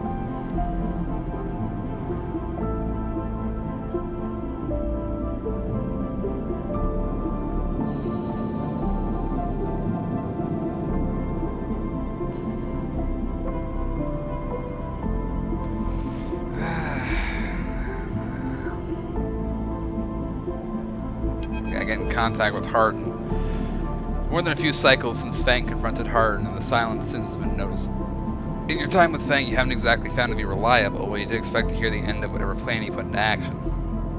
But if he won't come to you, you think as you approach the Havenage building, it's time to come to him. After all, I did promise to fix your tracker. You're getting nervous. What's the name of this VTuber, by the way? As you approach the bay doors, you see them wide open, and light pouring out of the once dark room. Stacks of servers and terminals sit outside the bay, suddenly robbed of their mystery by the bright flood lamps.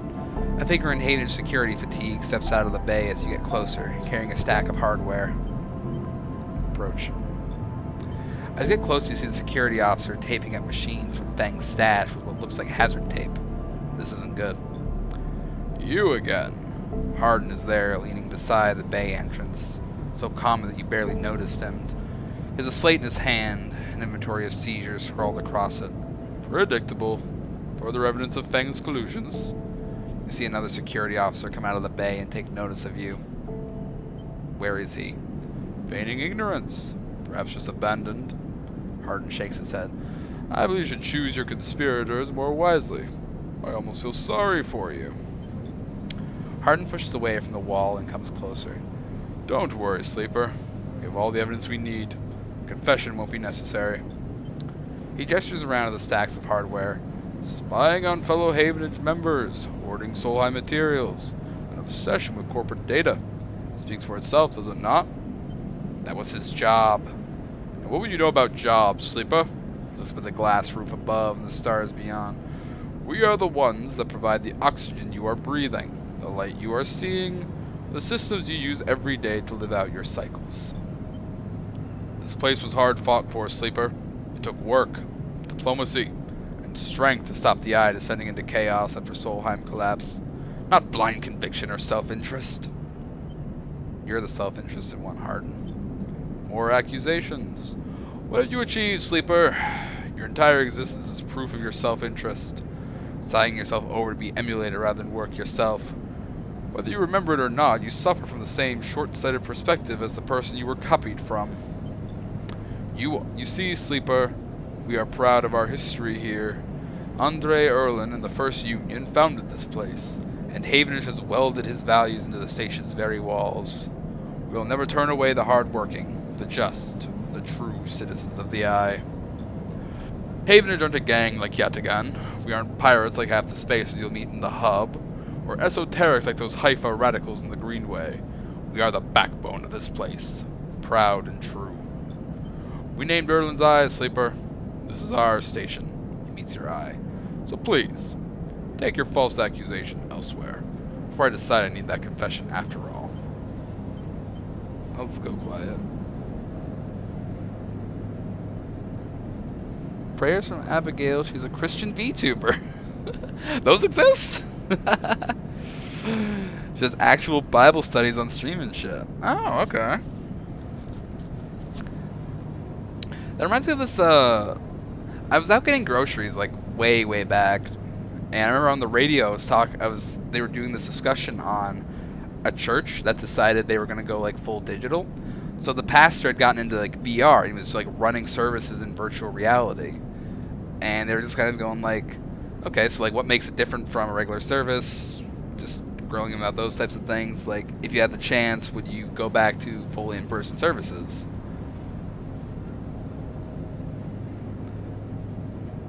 Yeah, right? Of course, I think the interviewer was kind of like trying to discredit it a little bit, being like, well, you know, you're not actually in a service. You're not actually taking Eucharist or Holy Communion. But, you know, I mean, I don't know if you're a churchgoer, Jake. I'm not as big a churchgoer as I used to be. But for me, it was always like, if you're in a church and you just feel the energy of community, which I think you can still get that in a VR setting.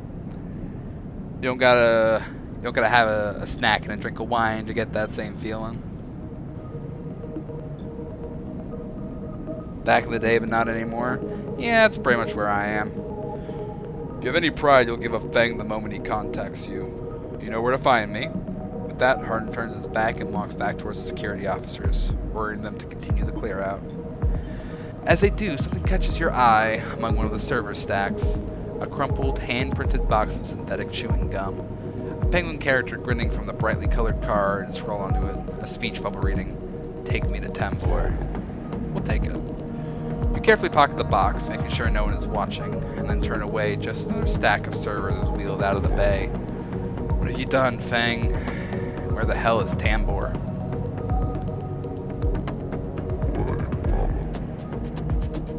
I'm not religious anymore. IDK my logical side, just question small things.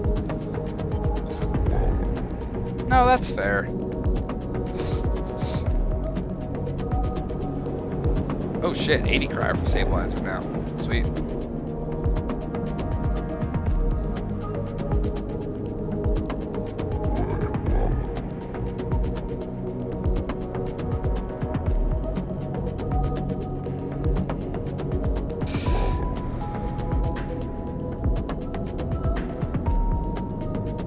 The Bible teaches every person on earth will hear the Bible's teaching about the unconscious tribes across the world.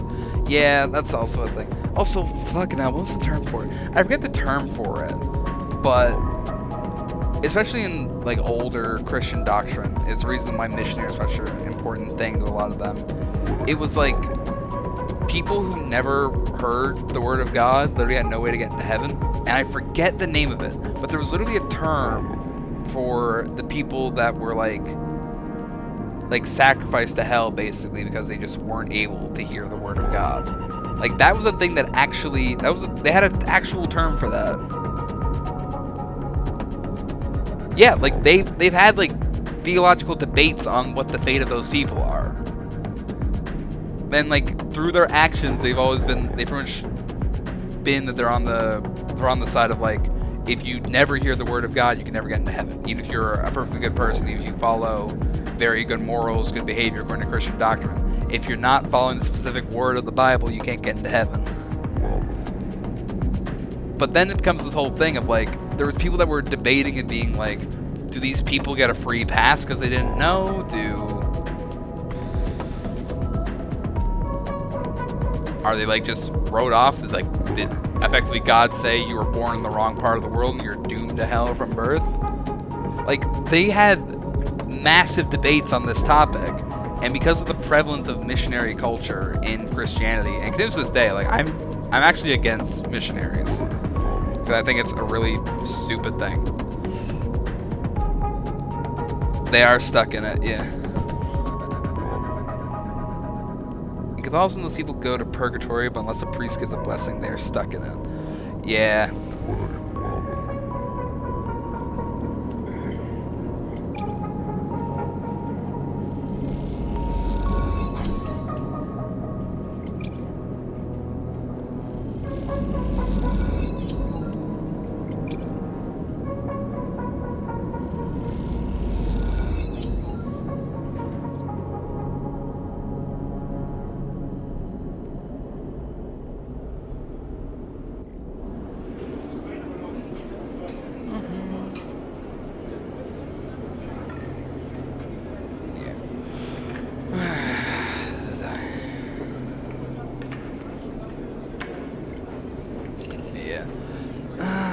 I'm sure we can definitely have a chat about religion and stuff like that some other point, but I'm definitely not. I'm too tired to be talking about religion right now, man.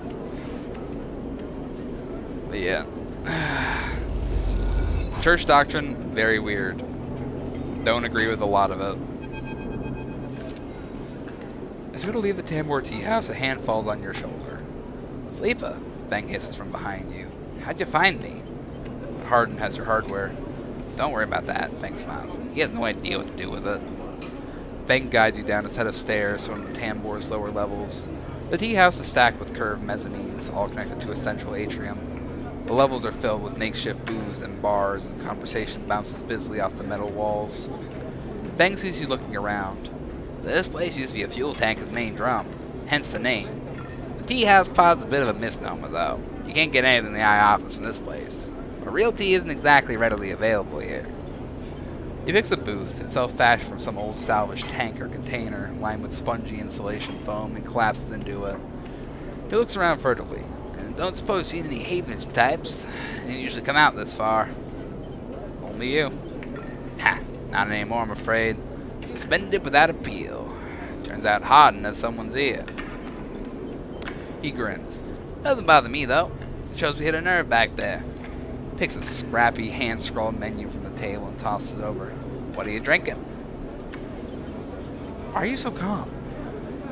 You know any reason I shouldn't be? He leans in, suddenly concerned, then waves the idea away. Hold that thought. Let's order first. Feng is right. The menu is ridiculous. There's at least 10 different infusions, most of which you can't make out, but the paper is dominated by an extensive complement of esoteric alcohols and cocktails. Black tea is listed, without a price, as a seasonal specialty.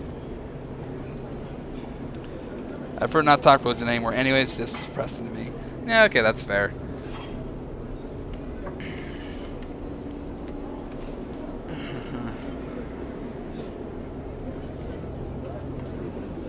I don't get to talking about it much, but just the missionary stuff in particular, that's always struck a nerve with me. So, you ran into Hardin.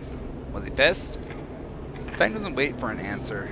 That snake is so self-righteous, he might actually believe that Erlen would approve his meritocratic bullshit. He taps on the table. If Havenage was like it should be, like it was founded to be, it would have shouted him down at any council meeting he dared to mention true citizens. He sighs.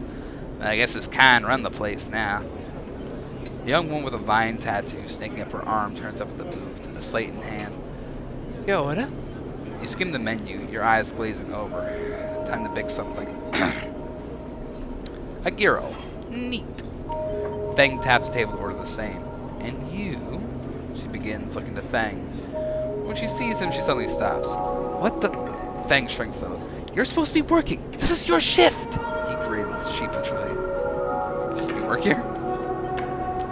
Fang waves you to be quiet. Look, Jenna, let's just say this is my break. My friend here's been through a lot. Jenna looks between the two of you. Cough. Jenna gives you a look like hard vacuum. 2 minutes, says Jenna, pointing at Fang. And only because I don't want to get dragged into whatever this is. She gestures at the table and walks off. What? Fang stretches out in the booth. You know how it is. You have to eat. Plus, he leans in, this is the best place around here to find a person you might be looking for. Who? Remember that web of connections that Han pinged the moment we confronted him? Those were his collaborators. If we want to understand what a Solheim executive might be getting up to on the eye, those are the people we have to find. Fang is almost whispering now. There's a couple of them I suspect are in the low end. There's a couple of them I suspect are in the low end. And well, almost everyone in the low end comes through the place at one time or another.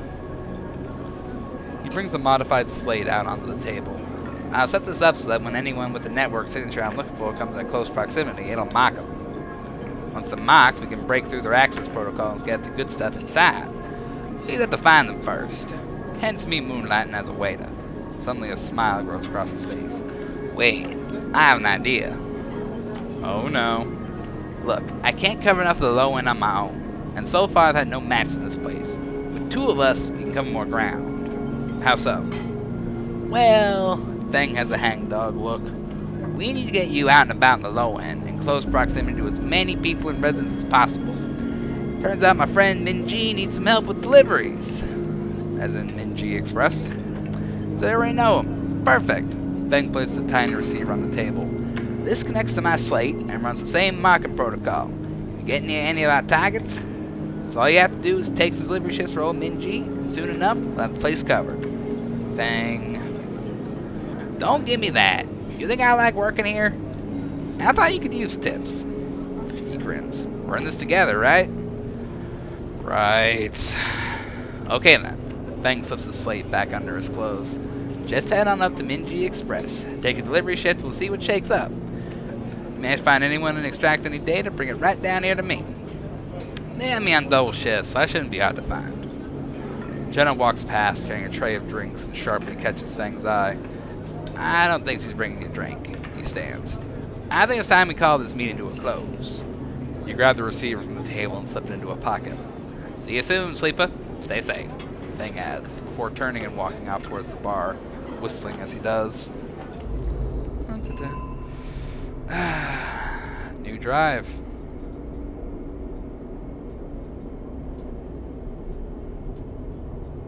So for this one, I have to go to Minji. I just have to do these deliveries. Oh yeah, +1 engaged now. Actually, pretty good. Okay. I'm going to sleep and end this cycle.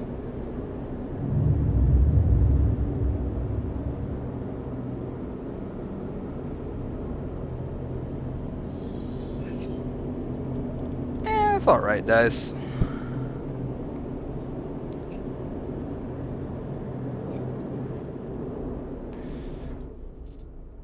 And that's where we're going to end this one, actually. It's almost a little bit before midnight.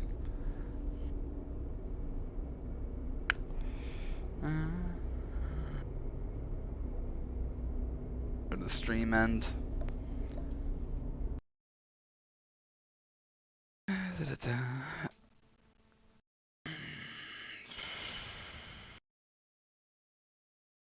As always, Citizen Sleeper, very fun. Had some new tasks, but most of the new stuff's going to be over in the Greenway. So getting there is the next thing I want to do. But that's for next time. For tonight, we gotta find someone to raid. Oh shit. My friend Frenzy's playing Anno.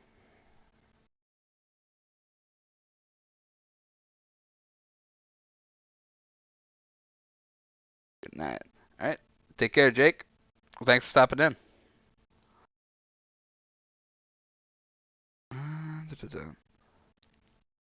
I'm gonna stop and say hi to Frenzy for the night. He's playing Anno, and I like that game a lot. So,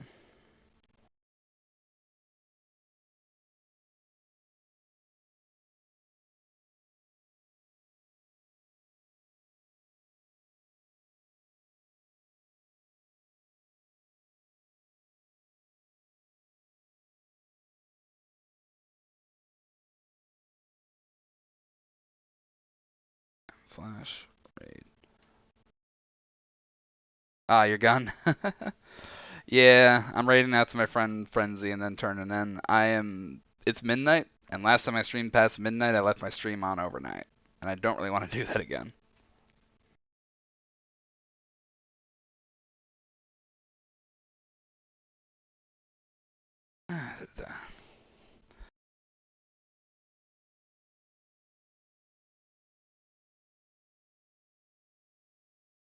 Sounds like you. Yeah, it was me. I didn't even find out until it was like the morning of, and Mindless sent me a DM, be like, "Hey, dude, your stream's still on. What's on the go?" Okay. I was talking to Jake earlier. Apparently, another one of my friends, Arsenal. I did like a D&D chat with him a couple weeks back. He's a really cool guy. He was planning on raiding me, but then he checked my stream and it was just my fucking end screen. That's very embarrassing. All right. But yeah, I'm gonna raid out, say hi to Frenzy for a bit, and then head to bed. But thank you for showing fire.